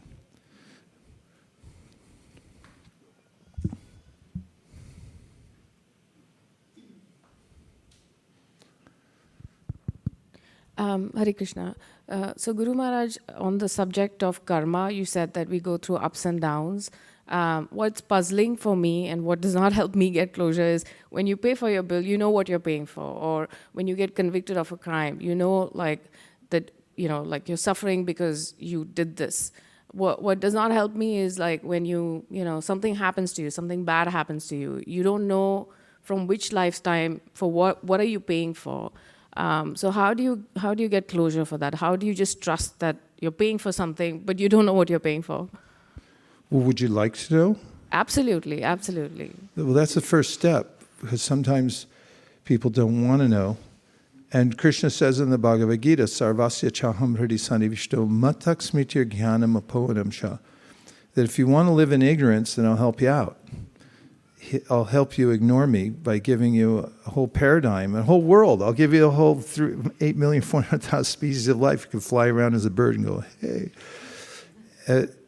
And that's our relationship with Krishna. He says, if you want to forget me, then you can. But if you want to know, if you want to remember, then I'll give you that remembrance also of, what I've done. So there's a psychological barrier Krishna talks about in the Bhagavad Gita. 3 psychological barriers to opening the heart and just being able to hear. And one of them is a sense that I've been wronged. Somebody made a mistake somewhere. And I'm being wrongly treated by the material nature. And Krishna says, you have to get over this. Nobody's punishing you unjustly. Everything works here in the material world. But your question is different. Your question is like, how is it fair if I can't remember it? There's different kinds of memory. All memory is not the same. There are at least 7 different kinds of memory. And one of the kinds of memory is emotional memory. We remember in our heart our involvement in the material world. Patanjali Muni gives an example of this in his Yoga Sutras. He said that the strongest of all memories we have is that we've died before. And we don't like it. Do you like it? Say no. No, we don't like it. Krishna says in the Bhagavad Gita, one who's enlightened understands that death is an anomaly. We don't like it. And Patanjali Muni says, every living entity remembers it. We try to forget it and push it off. That's why people play golf. I hate to say this, cricket, soccer, football, whatever you want to call it. It's all kicking a ball around in a stadium. It's trying to bash other people's heads in some time in the game. And then, going off into the sunset. And that's what everybody does in the material world, one way or another. They just fritter away their time. It's like, no, it's okay. I'm not going to die. But Patanjali Muni says, even little bird, if you approach him at the watering hole and say, hi, little bird, I love you. And he goes like, woo, you're going to kill me. Everybody's aware that they're in an environment that is fraught with danger. As Prabhupada said, we're being stalked by the tigress of death. This is getting too heavy for a family show. So we have that memory emotionally, that I've been burned so many times, but I sublimate it. I try to push it away. So the Bhagavatam just gently brings it up again and says, okay, let's sit down and have a little talk, you and me. I tell you a few stories about people who've been through the same thing you're going through here. Here's a king, right? And he went through the same thing you're going through. Here's a person who became so attached to his little baby, and then the baby died. And then you get to experience these memories that we naturally have in our hearts from, we can relate to all these things. As we've been through them all. One life after another in the material world, that's our plight. Here is being subjected to this temporary environment that just is so daunting for us because we're eternal souls. So the Bhagavatam then walks us by the hand through us. This is the way it is. Look at it like this. And there's a few little places in there where like, whoa, that was really heavy. And the rest of it, it's just walking us through. And then when we come out, we feel like, yeah, I can process what's going on in the material world. We don't really need to remember every single thing that happened. I mean, people have asked before in the Mahabharata, was it Dhritarashtra wanted to know why his 100 sons got killed? And then he describes how, like, why me? It's like, oh yeah, it was like 500 lifetimes ago, you killed 100 birds that just came out of the nest as a hunter. He said, why did you have to wait 500 lives? Why did it have to wait so long? He said, You had to wait till a life till you had 100 sons. But why would you want to know all that? If you know, in general, the principle of how it works, that's why it's called labyrinthine. Labyrinth? Labyrinthine. Labyrinthine. A labyrinth means it's tangled up, or what's called a knot. The karma is knotted up. Good luck untangling it. Krishna says in the Bhagavad Gita, you can't understand this. Try to trace out all your karma. It's since time immemorial, and it's been piling, accumulated. It's even hard to do your taxes, right? It's like, where's all the receipts? I have no idea. I thought you had them. You know, everyone tries to figure everything out in the material world. Even, 1 year ago taxes, you can't figure it out. What to speak of your karma, go back millions of lifetimes, try to figure all that out. So it's just categorically, the Bhagavatam says, here it is. It's a huge knot. You're never getting out of this. You'll never pay it back. Take the sword, cut it, and move on. And that's what Krishna says in the Gita. That's what the Bhagavatam says. And here's how to cut it. So we can do that. It's lucky for us. Bali Prabhu has a point. And then Hare Krishna. Hare Krishna. I think you brought the wonderful prayers of Sridhar Swami of Nrsimha prayers. I love it every time you bring. And I just remember that many people, some of them may even know what Sridhar Swami is, just to give. He was a person, he was born in Baleshwar near Remuna, one place. And only one incident, and it is for us to remember that by seeing lizard on the wall, you can see in India, and he saw a lizard, a mother lizard fell down, and she died, and then a baby lizard came, and still existed and ran for insects. Then Sridhar Swami said, God is really serving everybody, and he had a pregnant wife. So he left on the spot for renunciation. He took sannyas. So that Sridhar Swami, when Chaitanya Mahaprabhu glorified him, he said, Sukha vetti, Vyasa vetti na vetti, Bhagavata ekala vetti Sridhara. So he was saying, Sukadev knows Bhagavatam, but Vyasadev, he may know or he may not know. But full knowledge of Bhagavad Tattva is known by Sridhar Swami. So that is like such a profound statement he gives Chaitanya Mahaprabhu about Sridhar Swami. And when he made the Vallabhacharya, he said, Sridhar je nemani, besya taramani. Whoever doesn't follow Sridhar, I consider him a prostitute.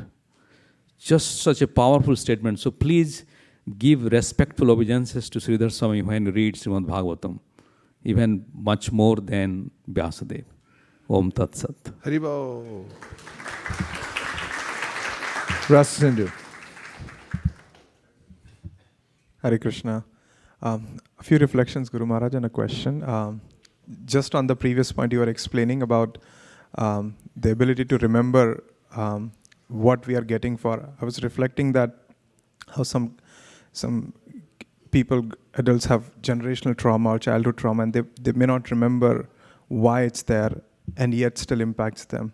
And the fact, in order to remember, it causes so much more suffering and trauma. And so I was thinking that do we even have capacity to remember from all our lifetimes of what little ant we killed or what we did and how we are facing it? So I was reflecting on that point. The other thing I was reflecting on was the idea of Brahma Vimohan Leela that you were explaining. And two things came to my mind. One is that on Reddit and TikTok these days, there has been a challenge people do, which is called mess around and find out. And I was realizing that Brahma was the first one who messed around with Krishna, and he found out what happened. Indra did it, and that sampradaya of messing around just continues even till this day, and finding out how the world reflects back. The other idea I was reflecting was the idea of Brahma Vimohan Leela, and how the word Vimohan comes in there, and actually Mohan is a word for Krishna. And Mohan also means to be impacted by, or just getting into it. So Vimohan could also mean just getting away from Krishna, and then how that Leela came into picture. And then the question that I have is on Sridhar Swami's commentary. He writes about that desiring to purify my sampradaya, I'm making this prayer and I'm writing. So what does that mean? Because in my understanding, a sampradaya means it's already pure and it goes and the teaching continues. So what was Sri Swami meaning there? Well, we have Krishna saying in the Bhagavad Gita, Yoga Nashta Parantapa.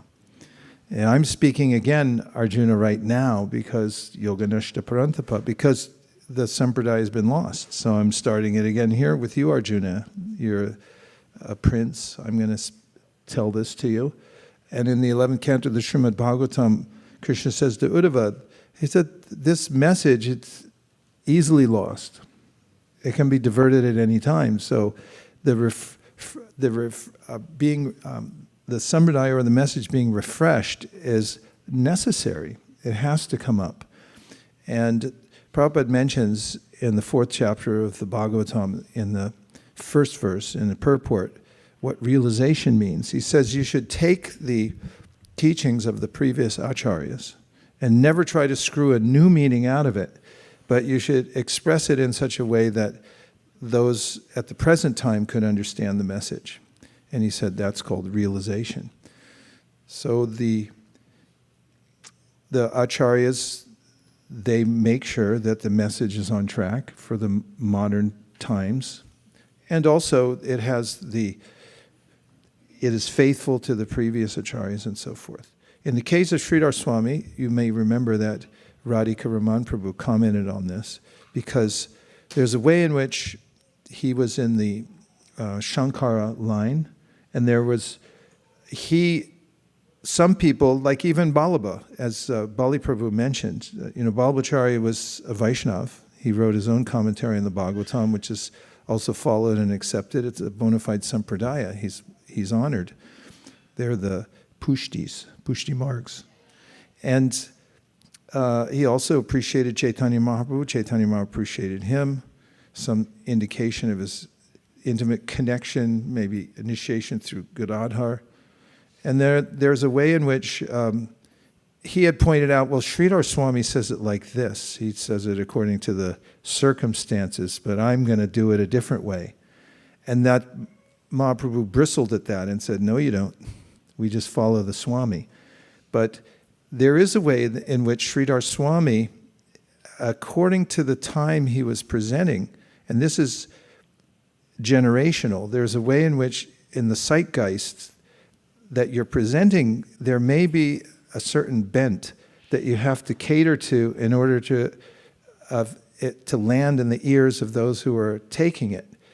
And Sridhar Swami, sometimes they're like, oh, he's leaning. Some of his stuff sounds, it's leaning, he's catering to more to the impersonal side. He's not, and ultimately, as you read all the commentary, you'll see that he's not, but you'll understand by context, as Radhika Prabhu was saying, that yes, at that time, he was speaking to a particular audience and presenting in a certain way. And each Acharya has to do that. So how is he purifying his sampradaya?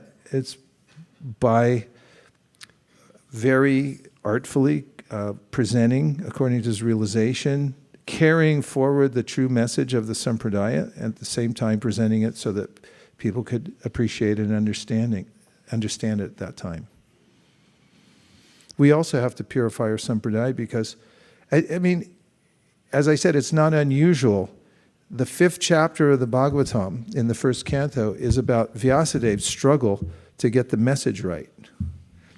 Because he's written all the Puranas, Mahabharata, everything's there, and then he's like, I don't feel it. And then his guru comes and says, what's wrong? It's like, I don't feel good. And his guru says, yeah, that's because you didn't get the message right. Let me give you a little pep talk here.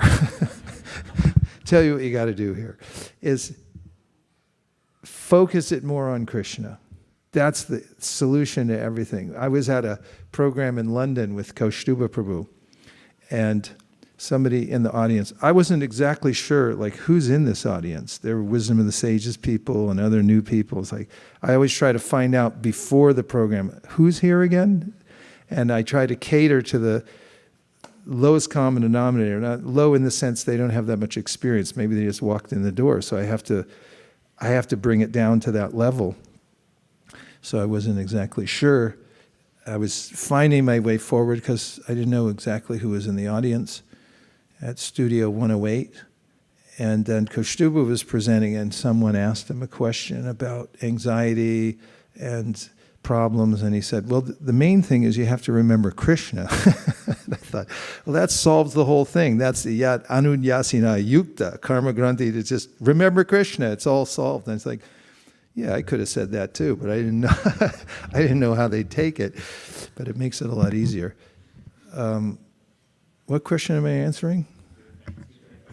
Oh. Yeah, so I was saying that goes on in the 5th chapter, that Vyasadeva is trying to get it right.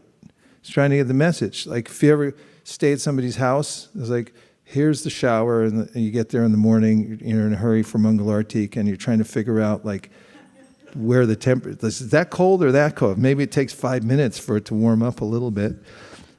Is that it or is that it? Trying to get it right. And that's, the Sampradaya is always trying to make that message effective and staying true to the message, but making it so that it comes out in a way that people can tolerate it. And that leaves us 2 minutes for Shastra Sarprada to give us a verse we hadn't thought of that's off the beaten path and that has full of nectar and is right according to the Siddhanta. Go for it. I had a small reflection about when this whole discussion about Sridhar Swami, and considering he was like a incognito Vaishnav in a group of a whole bunch of Advaitavadis, after he had, I guess, written his Bhagavatam commentary, I guess he was kind of like outed as a Vaishnav, because everywhere, even at the very beginning, he declares Nrsimhadev to be the supreme truth. And at that point in time, there's a really interesting story of, like, because many of the Gaudiya Acharyas also comment saying that he kind of tried hooking these Mayavadis in by kind of tempting them with some pseudo-impersonalist thing and then pulling them towards bhakti. And during that time, there was a Mayavadi that had approached him and complained to him saying that, you know, you're so obsessed with this bhakti, you should get into Gyan, because your strength in Gyan is not strong enough. So this is why you're falling down to inferior paths like bhakti. And there's a really funny verse that he ended up composing, because it's in Padyavali, but that verse, he says that he doesn't even address the Mayavadi. He looks towards his deity of Nrsimhadev, and he speaks to Nrsimhadev saying, certainly your impersonal effulgence is everywhere. And I tried taking shelter of this impersonal effulgence, but not even a leaf of the tree of repeated birth and death was ripped off. However, I took shelter of your holy name. When the tip of my tongue touched your name, that entire tree was uprooted and then shattered to pieces. And then he asks a very sarcastic question to Nrsimhadev. He says, okay, so of these two things, which one do you think I should take shelter of? And just as a way to get back at the Advaitavadi. What a perfect way to end the conversation.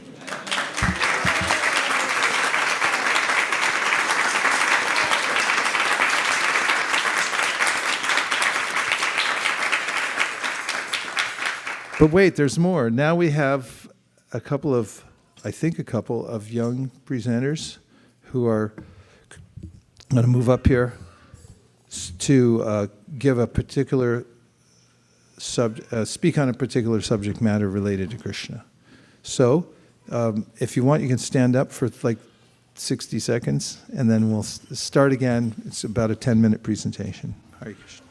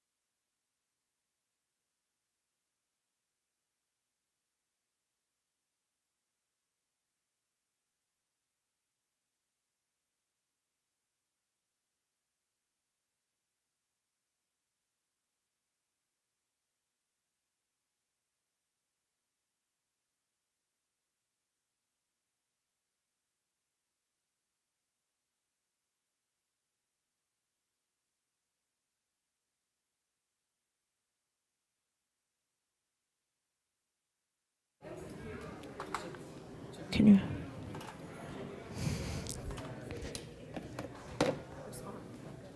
Hare Krishna. Yes. I'm just trying to put it in.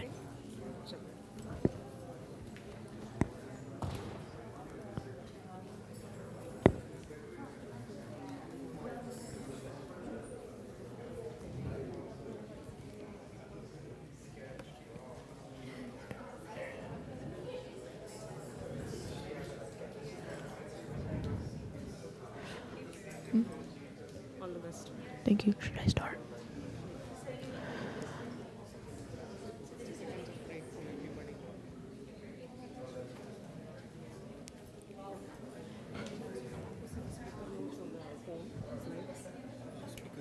Like on the presentation mode. Do you know how? I've done it in the past, but I forgot now. There is a presentation mode, Mataji. Yeah, this is presentation mode, but now it's asking me for this.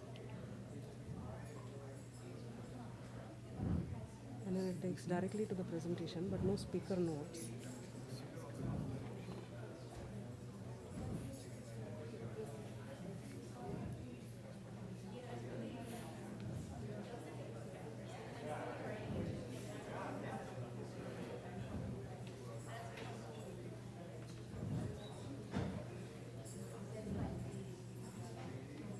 Can you open it from the browser? I tried, but it opens back in the app. This is browser. Yeah. Then it takes back to the. Just open that, Mataji.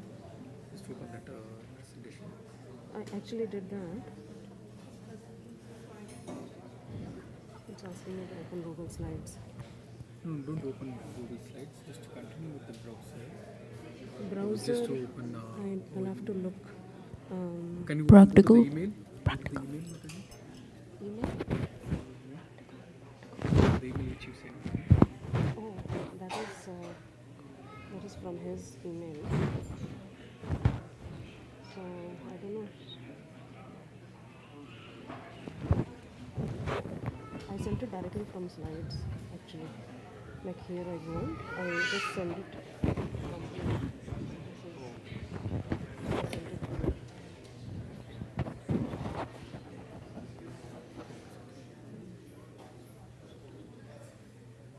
Everybody is ready?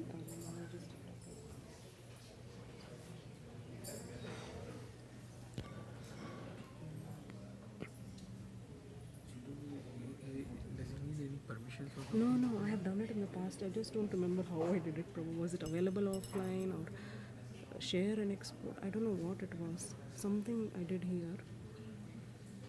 Mataji, then save as the PPT. Okay. Try open the PPT and then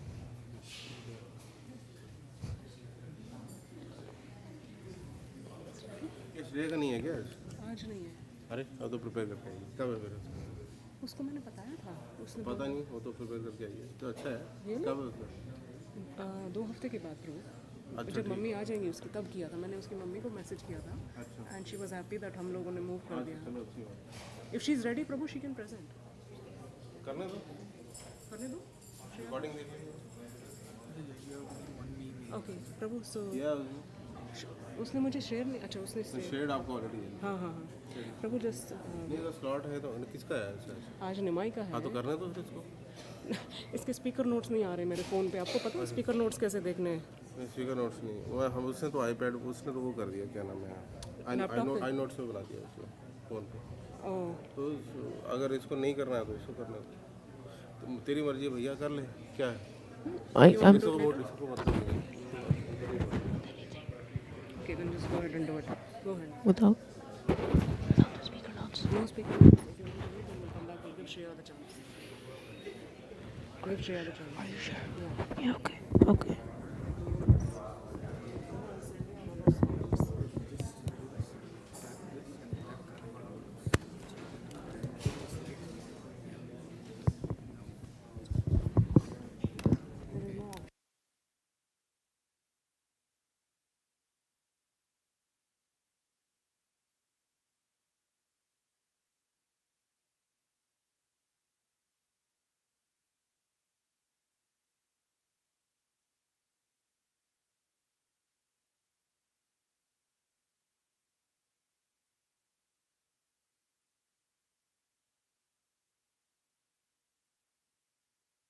Is Shreya here?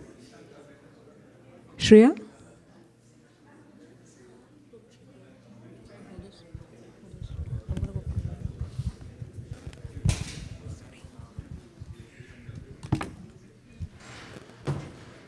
Sorry, there's a small error. I didn't know that Shreya was ready, so I brought Nimai, who had not been able to present in the last 2 weeks. But her father just told me that she's ready. So, Prabhu, is Shreya here? Sorry. So I just want to make sure that I give her a fair chance, and I'll let her present. So I'm just going to make this small switch. Sorry about that.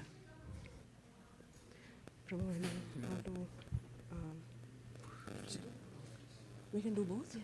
We have time? Yeah. Oh, okay. As long as you start. Right. Yeah. Somebody you send me the mail. Oh, she didn't give me the permissions. Okay. So Nimai, where is Nimai now?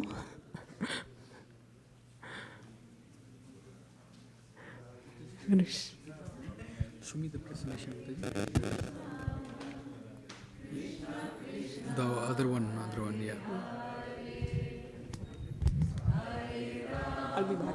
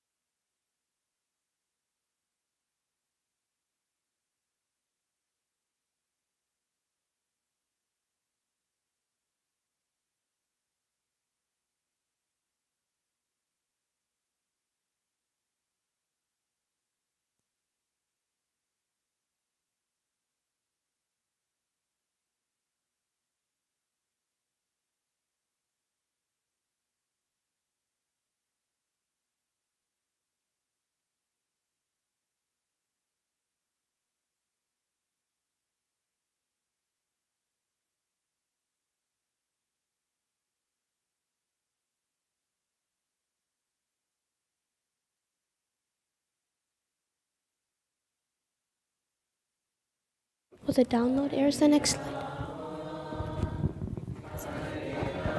Wait for it and it will go downward.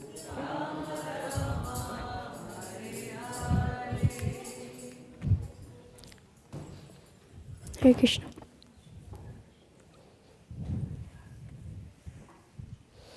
Hare Krishna, my name is Shreya, and today I'll be giving you all a presentation on why is saintly association so powerful. So, let's start off with the 8 qualities of a devotee. A devotee is not dependent on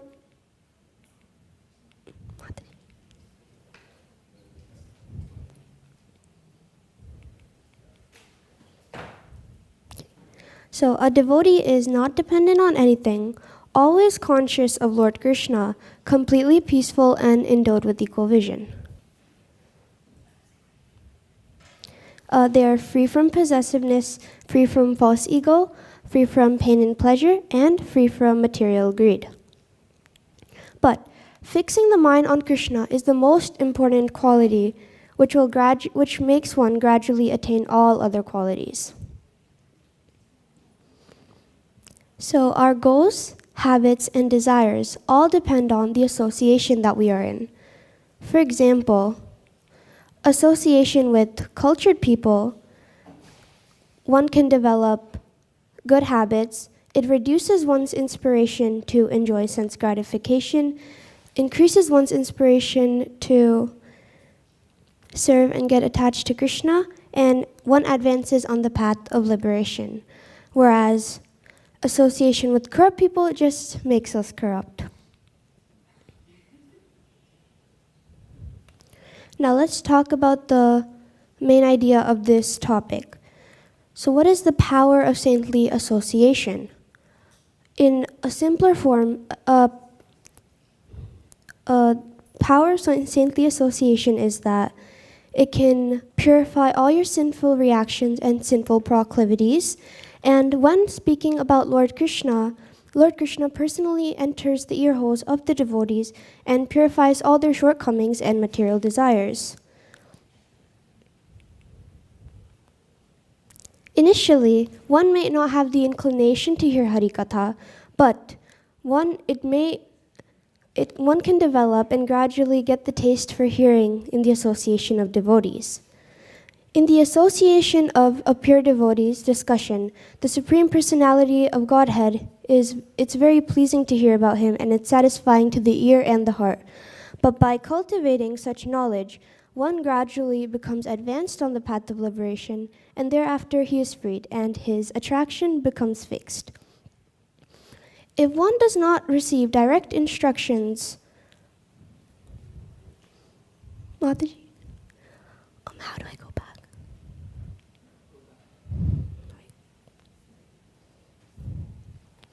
Because it's glitching.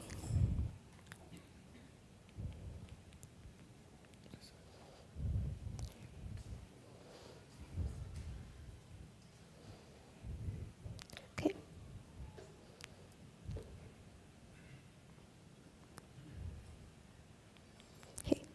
If one does not receive direct instructions from a pure devotee or associate with them, simply by hearing them, one can be purified from all their sinful reactions.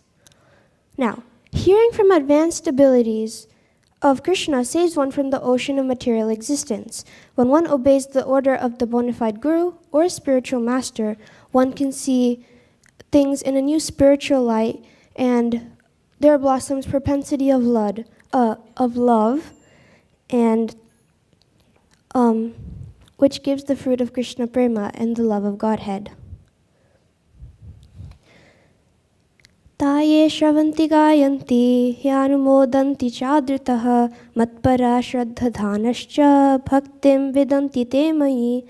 A short version of this translation is that whoever hears, chants, and respectfully takes to heart these topics about me, faithfully becomes dedicated to me, and thus achieves my devotional service. So as we were talking about before, just by simply hearing advanced abilities of Krishna, one can see new things in a spiritual light. The same way, the sun allows us to see things externally, but that's only when he rises in the sky. But Lord Krishna's devotee, they bestow spiritual vision and objects and events in life from a spiritual perspective. For example, in Kaishora class, we were reading this book called Govardhan by Indradyumna Swami Maharaj, and it was saying Prabhupada was once giving a lecture and he was glorifying how beautiful Vrindavan was. But then this one disciple asked that, "Oh Prabhupada, you're glorifying Vrindavan like nothing we have seen before." He said that, when I look around, I see pigs, sewers, poor people, and dogs fighting. And Prabhupada said that that's because there's a little speck in your eye, and that tiny speck is all material desires, lust, anger, greed, and hatred. And just by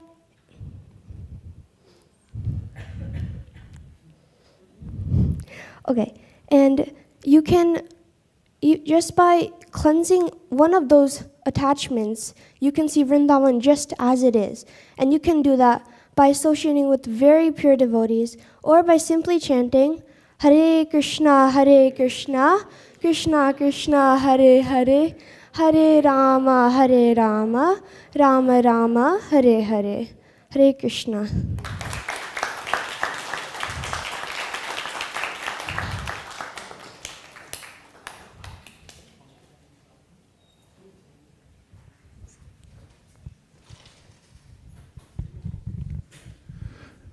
Thank you, Shreya. That presentation seemed to follow right after the Bhagavatam class. I really liked your progression of thoughts, that you put together, it led us to this keen interest in associating with devotees and understanding what the benefits are. And I really liked your use of the Shastra too. Thank you very much. Hare Hare Krishna. Krishna. Thank you, Shreya. Any other questions or comments? Thank you, Shreya. Hare Krishna. Despite the challenges, technical challenges, you still continued and you remembered your thoughts and maintained the progression as Maharaj was sharing. I was curious about the source of the 8 qualities that you presented. Mhm. Why did you pick those 8 and what's the source of that? Okay, so the 8 qualities So your question is, could you repeat your question? Yeah, what's the source? When you research this presentation, where did you get those 8 qualities? And then why did you choose them? So actually in Kaishora, we are reading this one book by... Bhagavad by Gaurang Darshan. Yes, so it's not been released yet. It's a digital copy. So over there, he listed that the 8 qualities, it can either come from association or by simply like chanting Hare Krishna. Did I answer your question? So the book is called Bhagavad Viveka. It's volume 2 by Gaurang Darshan Prabhu. It's still to be printed, but because we finished volume 1 with all the students, he has kindly given us access to the digital version so that students can continue practicing, reading and presenting.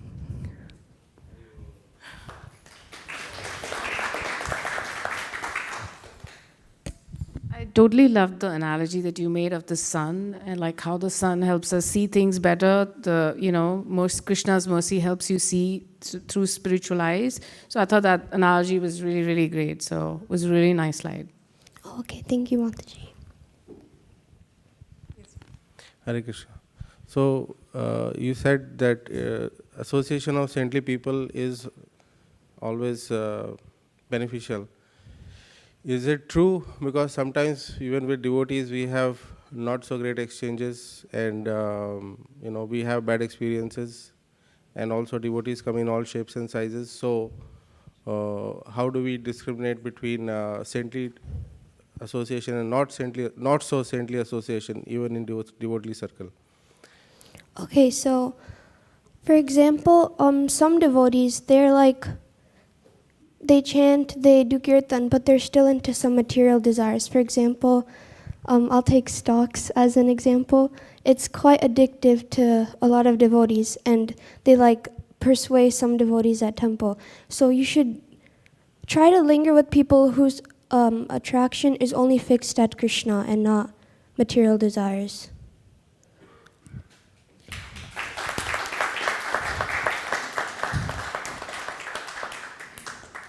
Thank you so much, Shreya. That was an excellent answer.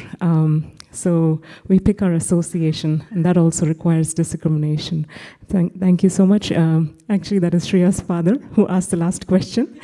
And thank you, Prabhu, for your steadiness, and your steadiness is reflected in Shreya. In class, I have noticed she's so fascinated to hear all the pastimes that we are going through on the Govardhan Parikrama book. And I'm really grateful for your sincerity in class, Shreya. Thank you, and I pray that you keep doing great in your spiritual and material life. Hare Krishna. And There was an issue with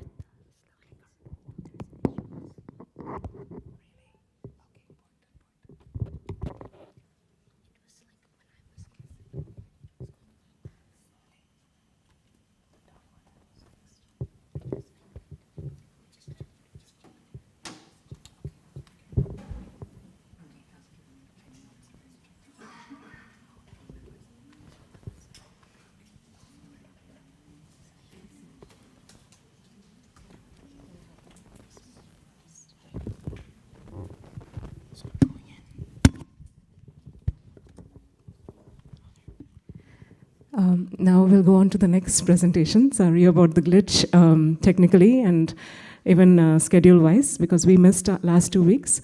So we'll go on to the next presentation. Nimai also prepared, and the topic is, what is the most dangerous offense?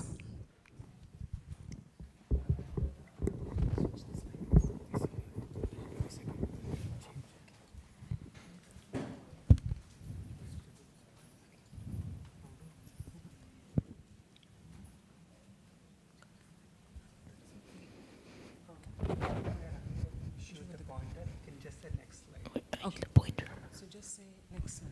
We don't have the pointer. Oh, should I just do that? Just say next slide and then slide, okay? Hare Krishna. My name is Nimai. I am 12 years old. Today, I will be talking about the most dangerous offense one can commit, why one shouldn't do it, and, most importantly, if one does do it, what they can do to save themselves from the reaction. So, before we start, I would like to ask all of you a question. What are the various kinds of offenses? Anyone want to make some?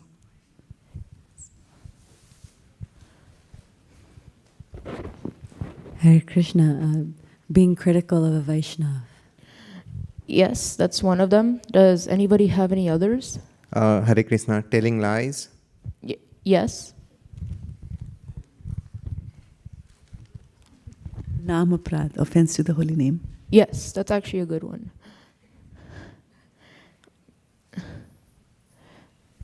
Seva aprad. Yes. All of those are great examples, and I thank everyone who spoke up.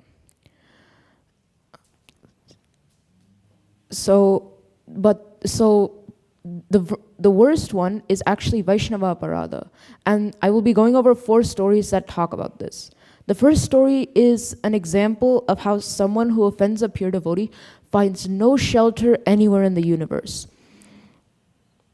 Once, when it was time to break his Ekadashi fast, Ambarish Maharaj had the Vasamuni come over as a guest. However, the Vasamuni went to take a bath in the river and ended up taking a long time to return. Since the time for breaking his fast was nearing, Ambarish Maharaj took a sip of water to break his Ekadashi fast without technically breaking the rule of feeding the sages, in this case the Vasamuni, first. However, just for that small reason, Durvasamuni made the harsh decision to kill Ambarish Maharaj by creating a fiery demon using his mystic power.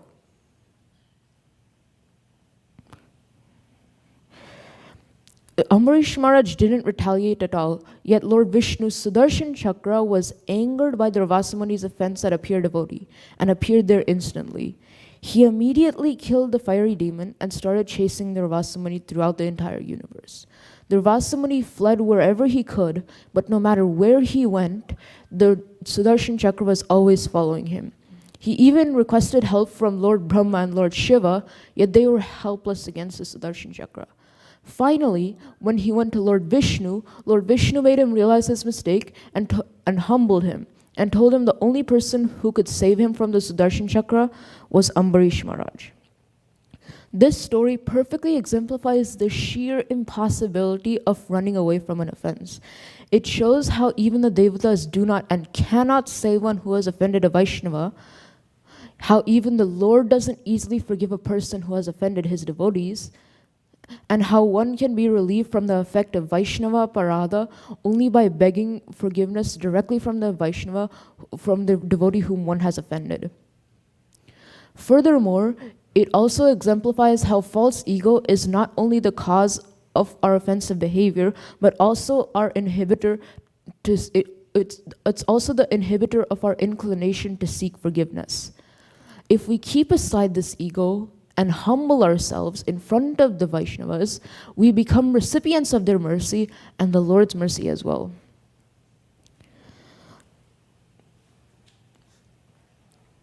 The second story I would like to talk about is an offense committed to a pure devotee simply for the sake of mystic powers, but instead resulting in lost lives.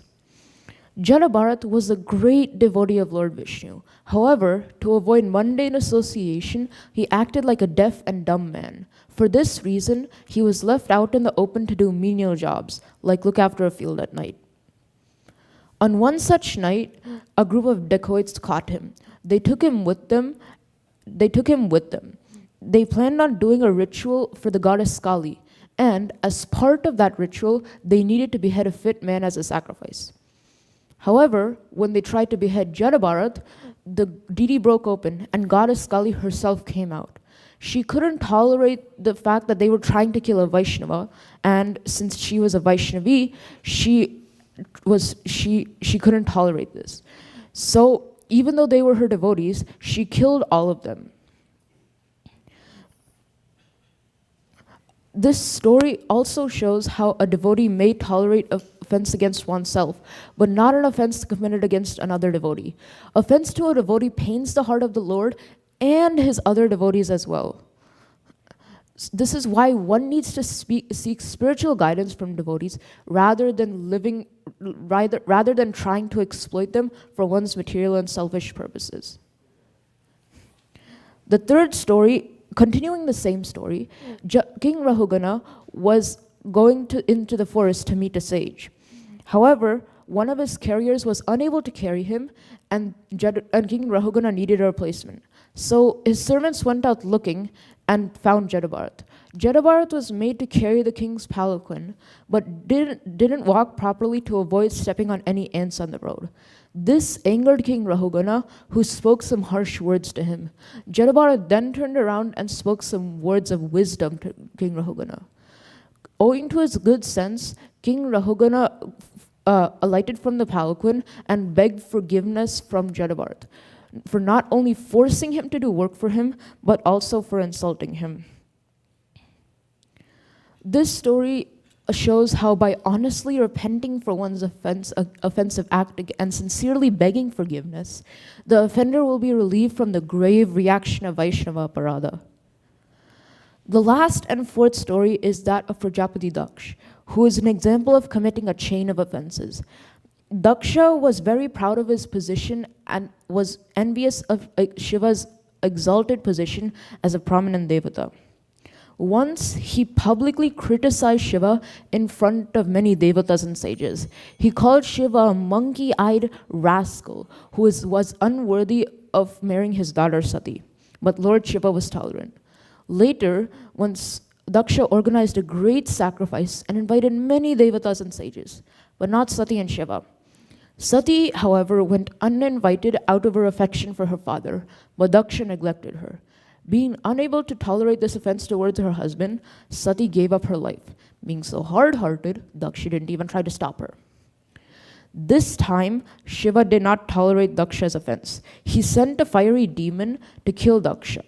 But on the request of Lord Brahma, Daksha was brought back to life with the head of a goat just to complete the sacrifice. Later, Daksha was reborn as a son of the Prachetas, but he got a lower birth since he was born from a mother's womb instead of being born directly from Brahma, and was also born as a Kshatriya instead of a Brahmana. Yet he still managed to curse Narad Muni just because of his offenses from his previous life. This story is a perfect example of how envy and offense towards one devotee can also lead to offenses towards other devotees. It shows how offense against one Vaishnava could lead to offenses towards many other Vaishnavas if one doesn't honestly curb sentimentality. Furthermore, envy towards a person is an indirect appreciation of that person. So it's better to directly appreciate them. And finally, one needs to understand that without the Lord's sanction, we cannot become successful or great. So instead of envying great persons, appreciate the Lord's blessing upon them and become an object of their mercy and the Lord's mercy as well. So to summarize,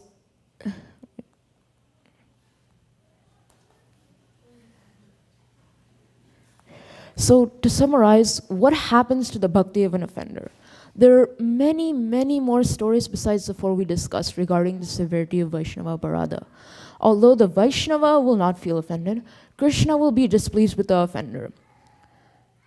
Srimad Bhagavatam, Canto 10, Chapter 4, verse 46 explains, Ayushriyam yashodharmam lokanashisha evacha hantashayamsi sarvani pumso mahad atikramaha. Translation: when one offends great souls, his lifespan, opulence, reputation, possessions, religion, and good fortune are all destroyed. But what can one do to avoid this? First of all, one should deal with devotees very carefully and try to avoid even accidental offenses. If, however, one does commit an offense, he or she should genuinely repent for their mistake and beg forgiveness from the devotee with a sincere heart. While offenses to devotees hamper one's spiritual advancement, the blessings of devotees help us advance in spiritual life. So we should be seeking blessings from them instead of offending them. Thank you for listening. I hope you all enjoyed this presentation and learned something new.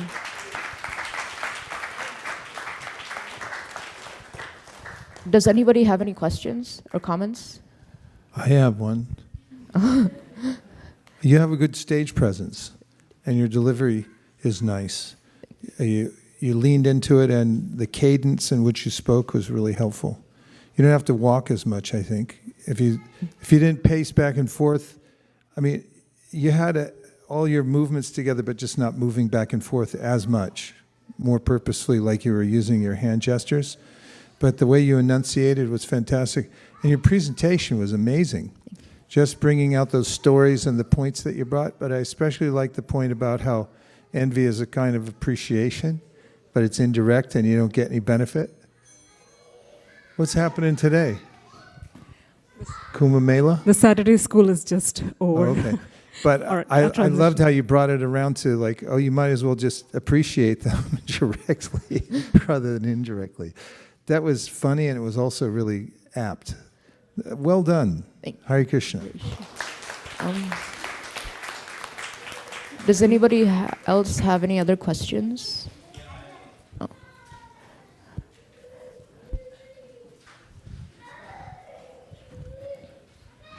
Thank you, Nimai. Such a wonderful presentation. I echo what Vaisesika Prabhu said. So I have a question. There is not impossibility for God, right? So why he can't forgive or protect Durvasa Muni? Then there is impossibility for him. Can you substantiate this statement? It wasn't impossible for him, but it is said in the Srimad Bhagavatam that nobody can control the Lord except for his devotees. And the Sudarshan Chakra was his devotee. So he couldn't really control the Sudarshan Chakra. And secondly, he didn't even want to control the Sudarshan Chakra because Durvasa Muni committed an offense and he doesn't tolerate offenses towards his pure devotees.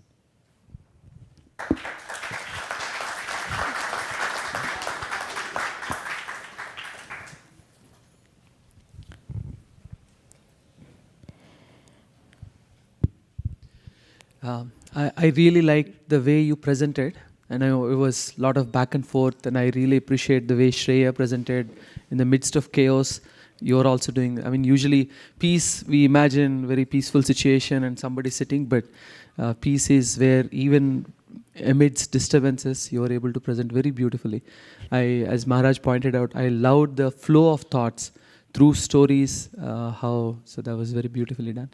One question I have, whenever I think a similar topic was presented earlier also, I had a question about the Jada Bharat gets captured and they attempt to kill him. Why is that? I mean, they didn't know Jada Bharat was a devotee and they weren't trying to decharacterize or remove his good character from him. They are not trying to paint a bad character on Jada Bharat. Why is trying to kill Jada Bharat considered? I mean, they are ignorant of his position. Why is that considered an offense? So I said this in my slideshow, but we should try to avoid even accidental offenses. And if you find someone just sitting there out there in a field at night and wasn't rebelling at all, then he's most likely very exalted. And plus, we shouldn't even try to do that unless we're sure that we can do it. Like, we shouldn't try to commit accidental offenses, and even though they were ignorant, they were still committing an offense in the end. And whether it doesn't matter how they committed that offense, it matters if they did an offense or not. And if they did, that's when the Lord and his devotees retaliate.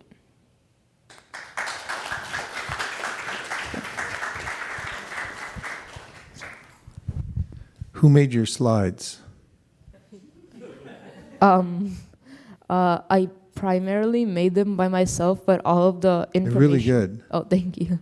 Yeah, I liked it simple. You used pictures, and then on the ones where you're making the main points, you only used a little bit of text, and they were very clear. Technically, I thought they were very nice. Hare Krishna. And good answers, too. Good answers. We'll put you on the debate team. Oh. Any other? Oh. Hare Krishna, Nimai. Hare Krishna. What a wonderful presentation. Thank you. I had one last question Yes. on the last slide. Yes. What happens if you create an accidental offense, but based on limited memory capacity, you don't remember who you did it to? So now you're stuck in a situation where you've created an offense, you definitely feel a lack of progress in your bhakti, and you feel like something is stuck. And how do you exactly resolve that situation? So the first thing is, if you don't know that if you know that you probably committed an offense, but you don't know who you did that to, try to beg forgiveness, at least in your mind. Try to beg forgiveness with a sincere heart from just about every devotee that you know. Not like individually. You can just say sorry to all of them, and then make sure you do it with a sincere heart. And then if you do, then Krishna will accept your mistake, and then it won't. And then you will continue to advance on the path of bhakti. Thank you. I heard a story about Rupa Goswami and how he was in samadhi. And while he was in samadhi, he was having some exchange with Krishna, and he laughed. And just at that time, there was somebody on parikrama who was slightly disabled and was hobbling. And when he walked by Rupa Goswami, he thought that Rupa Goswami was laughing at him. And so after he passed by, Rupa Goswami's samadhi suddenly broke. And he thought, I've committed an offense to someone, but he didn't know who it was. So he went to his brother, Sanatan, and he said, what should I do? And Sanatan said, you hold a feast for the whole village, and the person who doesn't come, that's the one you offended. So that's what he did. But I liked your answer. It was really good. It's like you should try to beg forgiveness from all the devotees and find some innovative way to make up for it. Nice answer.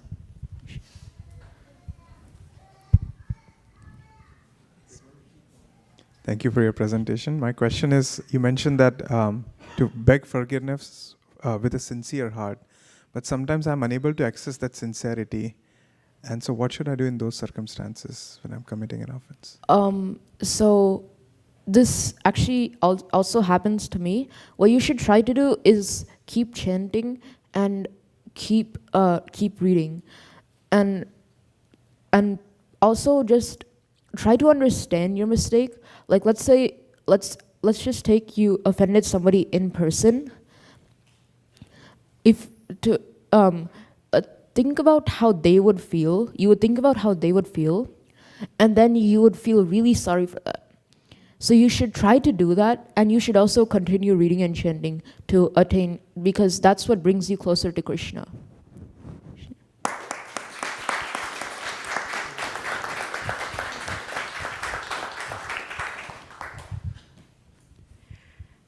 I think. Oh yes. So there's one more question. Hare Krishna, wonderful presentation. My question is, let's say we offend a pure devotee. We did something to offend him, but if the devotee doesn't take offense, so if he's in the mood of Trinadapi Sunichena, he's not expecting any respect, so he doesn't consider it as an offense, he doesn't think about it, is it still considered an offense, and will we still get negative reactions? Yes. So in the story of Ambarish Maharaj was a pure devotee, and he didn't even take Durvasa Muni's offense. He didn't take it as an offense. He was fine with it. And that's actually the primary part. Although the devotee will not take it as an offense, the Lord and his other devotees will. And so, yeah, you should not even commit an offense. You should not commit an offense even if they don't retaliate. And the sign that they're not retaliating means that they're genuinely a pure devotee, and that therefore you actually did an offense. So, yeah. Thank you. Thank you.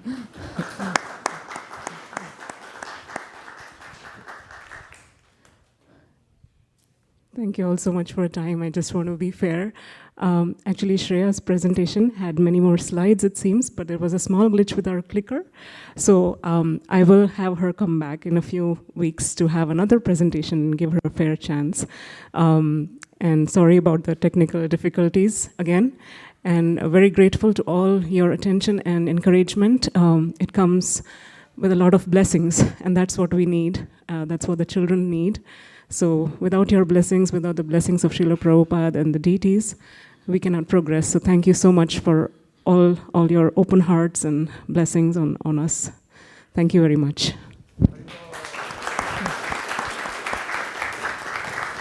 Thank you, Rasheshwari Leela, for organizing these talks. They're really beautiful and wonderful. Nice job. Shreya was great too, and I hope we can get a new clicker or something like that. It's so frustrating, isn't it?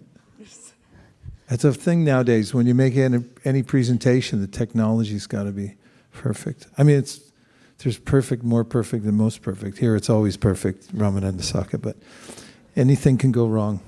Thank you very much. Hare Krishna.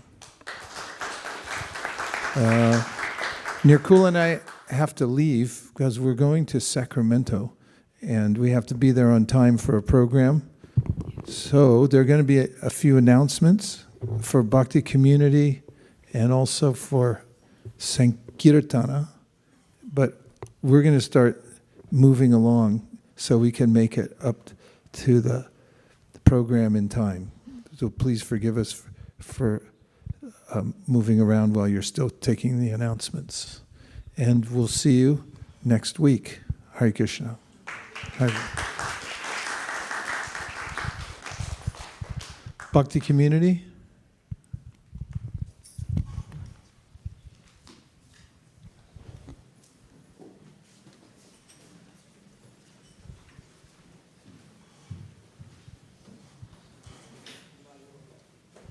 Hare Krishna, thank you everyone. I was really thinking today that when we give books to people on the streets, it is just touching the surface. We don't know what the people are going through, especially since we've started Bhakti community. I've seen so many newcomers. They just come and they spend time with us. It takes not just weeks, months, it takes years for them to open up and really share what's in their heart, what's going on. And you all know that how intense Maya is. I've met devotees who are now devotees, participants who we met in Bhakti community. They are so misguided in name of spirituality. We give them books, they already think they know everything, they're already following something, and they are completely misguided by Maya. And Maya is so intense, so I was thinking we have to be at least 9 times or 10 times as intense to combat Maya and her, her plans. And Bhakti community is just trying to do that, following in the footsteps of our gurus and our Acharyas, what Vaisesika Prabhu does day in and day out, what Prabhupada did non-stop, just showing his compassion and love to the devotees, to the newcomers. So whenever you give any books to any newcomers, please share Bhakti community with them. One time I was talking with Maharaj and we were saying that, it's so intense, like people are going through so much. Maharaj told us that it's like giving 50,000 pounds of your blood to somebody. It's like blood transfusion. It's extremely intense to deal with newcomers who are going through things. Just remember the first day when you were brought to Krishna consciousness and somebody held your hand, not just for one day, for 1 week, for 1 month, for 1 year. They are holding your hands even till now. And that's what is needed, and that's what we all are trying to do at Bhakti Community. So if you have free time and you want to volunteer to take care of the newcomers, we are in urgent need of your help to take care of newcomers. We have very limited volunteers, and most of the volunteers that we have are people that we gave books to, and they just are 1 or 2 years old into the system. So all of you are senior devotees, and we are really sincerely requesting, if you have some free time, join us, because we need to give that blood transfusion. It's not just 1 or 2 people. We need the entire community to do that, just following in principles of our gurus and acharyas.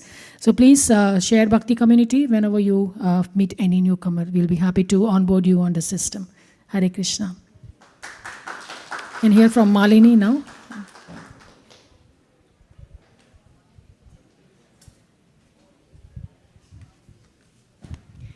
Hare Krishna. I'm very happy to have you all here. I wanted to make a few announcements. One is that there is a group called Wisdom of the Sages group run by Kaustubha Prabhu and Raghunath Prabhu. This is a group out of Bhakti Center in New York. And they have a similar program as what Bhakti Community does here. They cultivate new people, and they have a lot of classes online. So His Grace Vaisesika Prabhu went on one of their calls last week on Tuesday, and he announced about the Bhadra Purnima campaign. And this happens every year for last 3 or 4 years. All the participants of Wisdom of the Sages, they either sponsor a Bhagavatam for someone in their group, or they request if there is a Bhagavatam set available for them to get. So just in last few days, we are getting tremendous amount of requests saying that, is it possible that can I get a sponsored set? They have been studying and reading Bhagavatam on one of their groups, but they don't have a Bhagavatam set. So that was like some requests are coming. But there was one request that came, I wanted to read.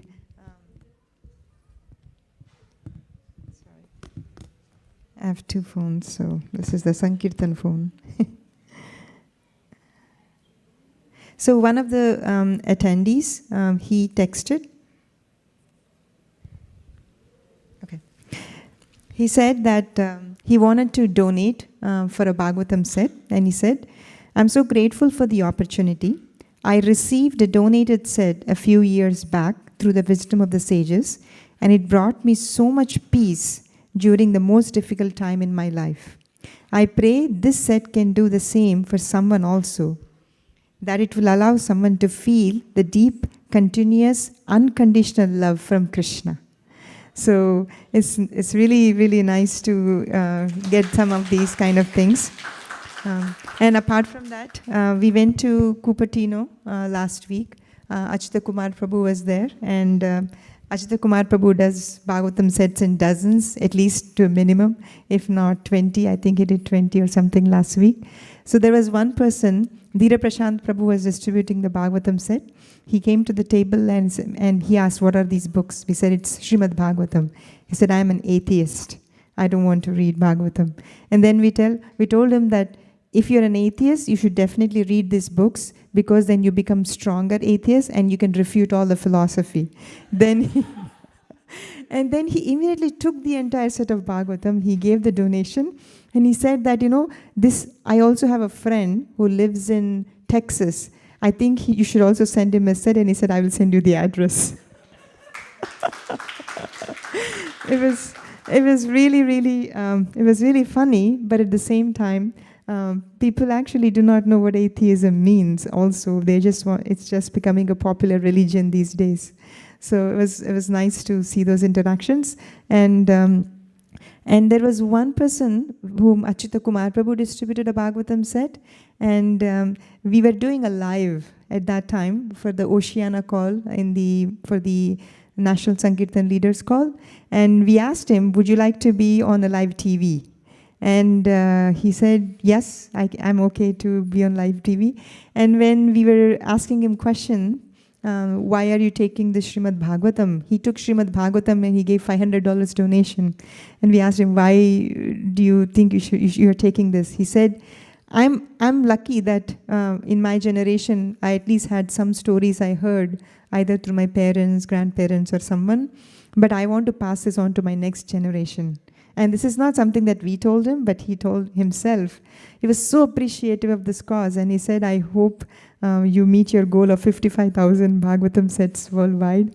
So we're really meeting very nice people all over the Bay Area, and the response is really good. So please do join us. Our Bhadra Purnima is on September 29th. Just a few days more to go. If you'd like to join one of the teams, there are teams in Cupertino, Fremont, in Tri-Valley as well. And from the Western Sankirtan, I think all the devotees already left because they are going to different places. Today there is a Dandiya Navratri event, and Namsmaran Prabhu is taking a team there. And there is a Delhi some festival, and I think Haldar Rupa Prabhu is going there. One team is going to Santa Cruz. There's one team in Mountain View. So these are all the Western places. So please join one of the teams, and you can distribute a lot of books. You meet really nice people, and you can talk to them about Krishna. Thank you. Hare Krishna.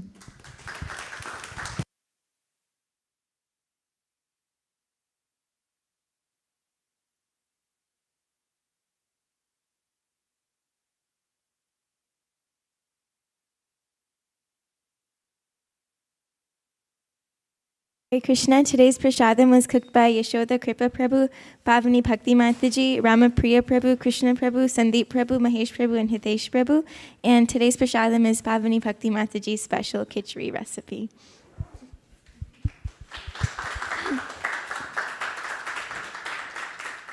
And now we can move on to prasadam prayers. Sharira Vidyaja जो देन्द्रियता है का जीवे फेले विषय सागोरे तार मध्य जीवायति लोभमय सुदुर्मति ताके जेता कठिन संसारे कृष्ण बदो दोयामय कोरी बारे जीव जाय स्वप्रसादन दिलो भाई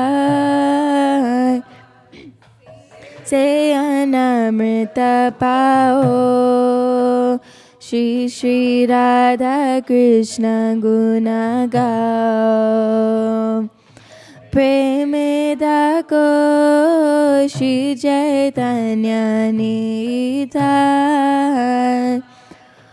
प्रेमेदा को श्री चैतन्य निताय महाप्रसादे गोविंदे नमो ब्राह्मणे वैष्णवे स्वल्प पुण्यवतं राजन् विश्वासो नैवजा प्रसादे सर्वदुःखनाशनस्योपजायते बुद्धिपर्यवतिष्ठते त्वयोपभुक्तश्रगन्धा वासुलङ्कार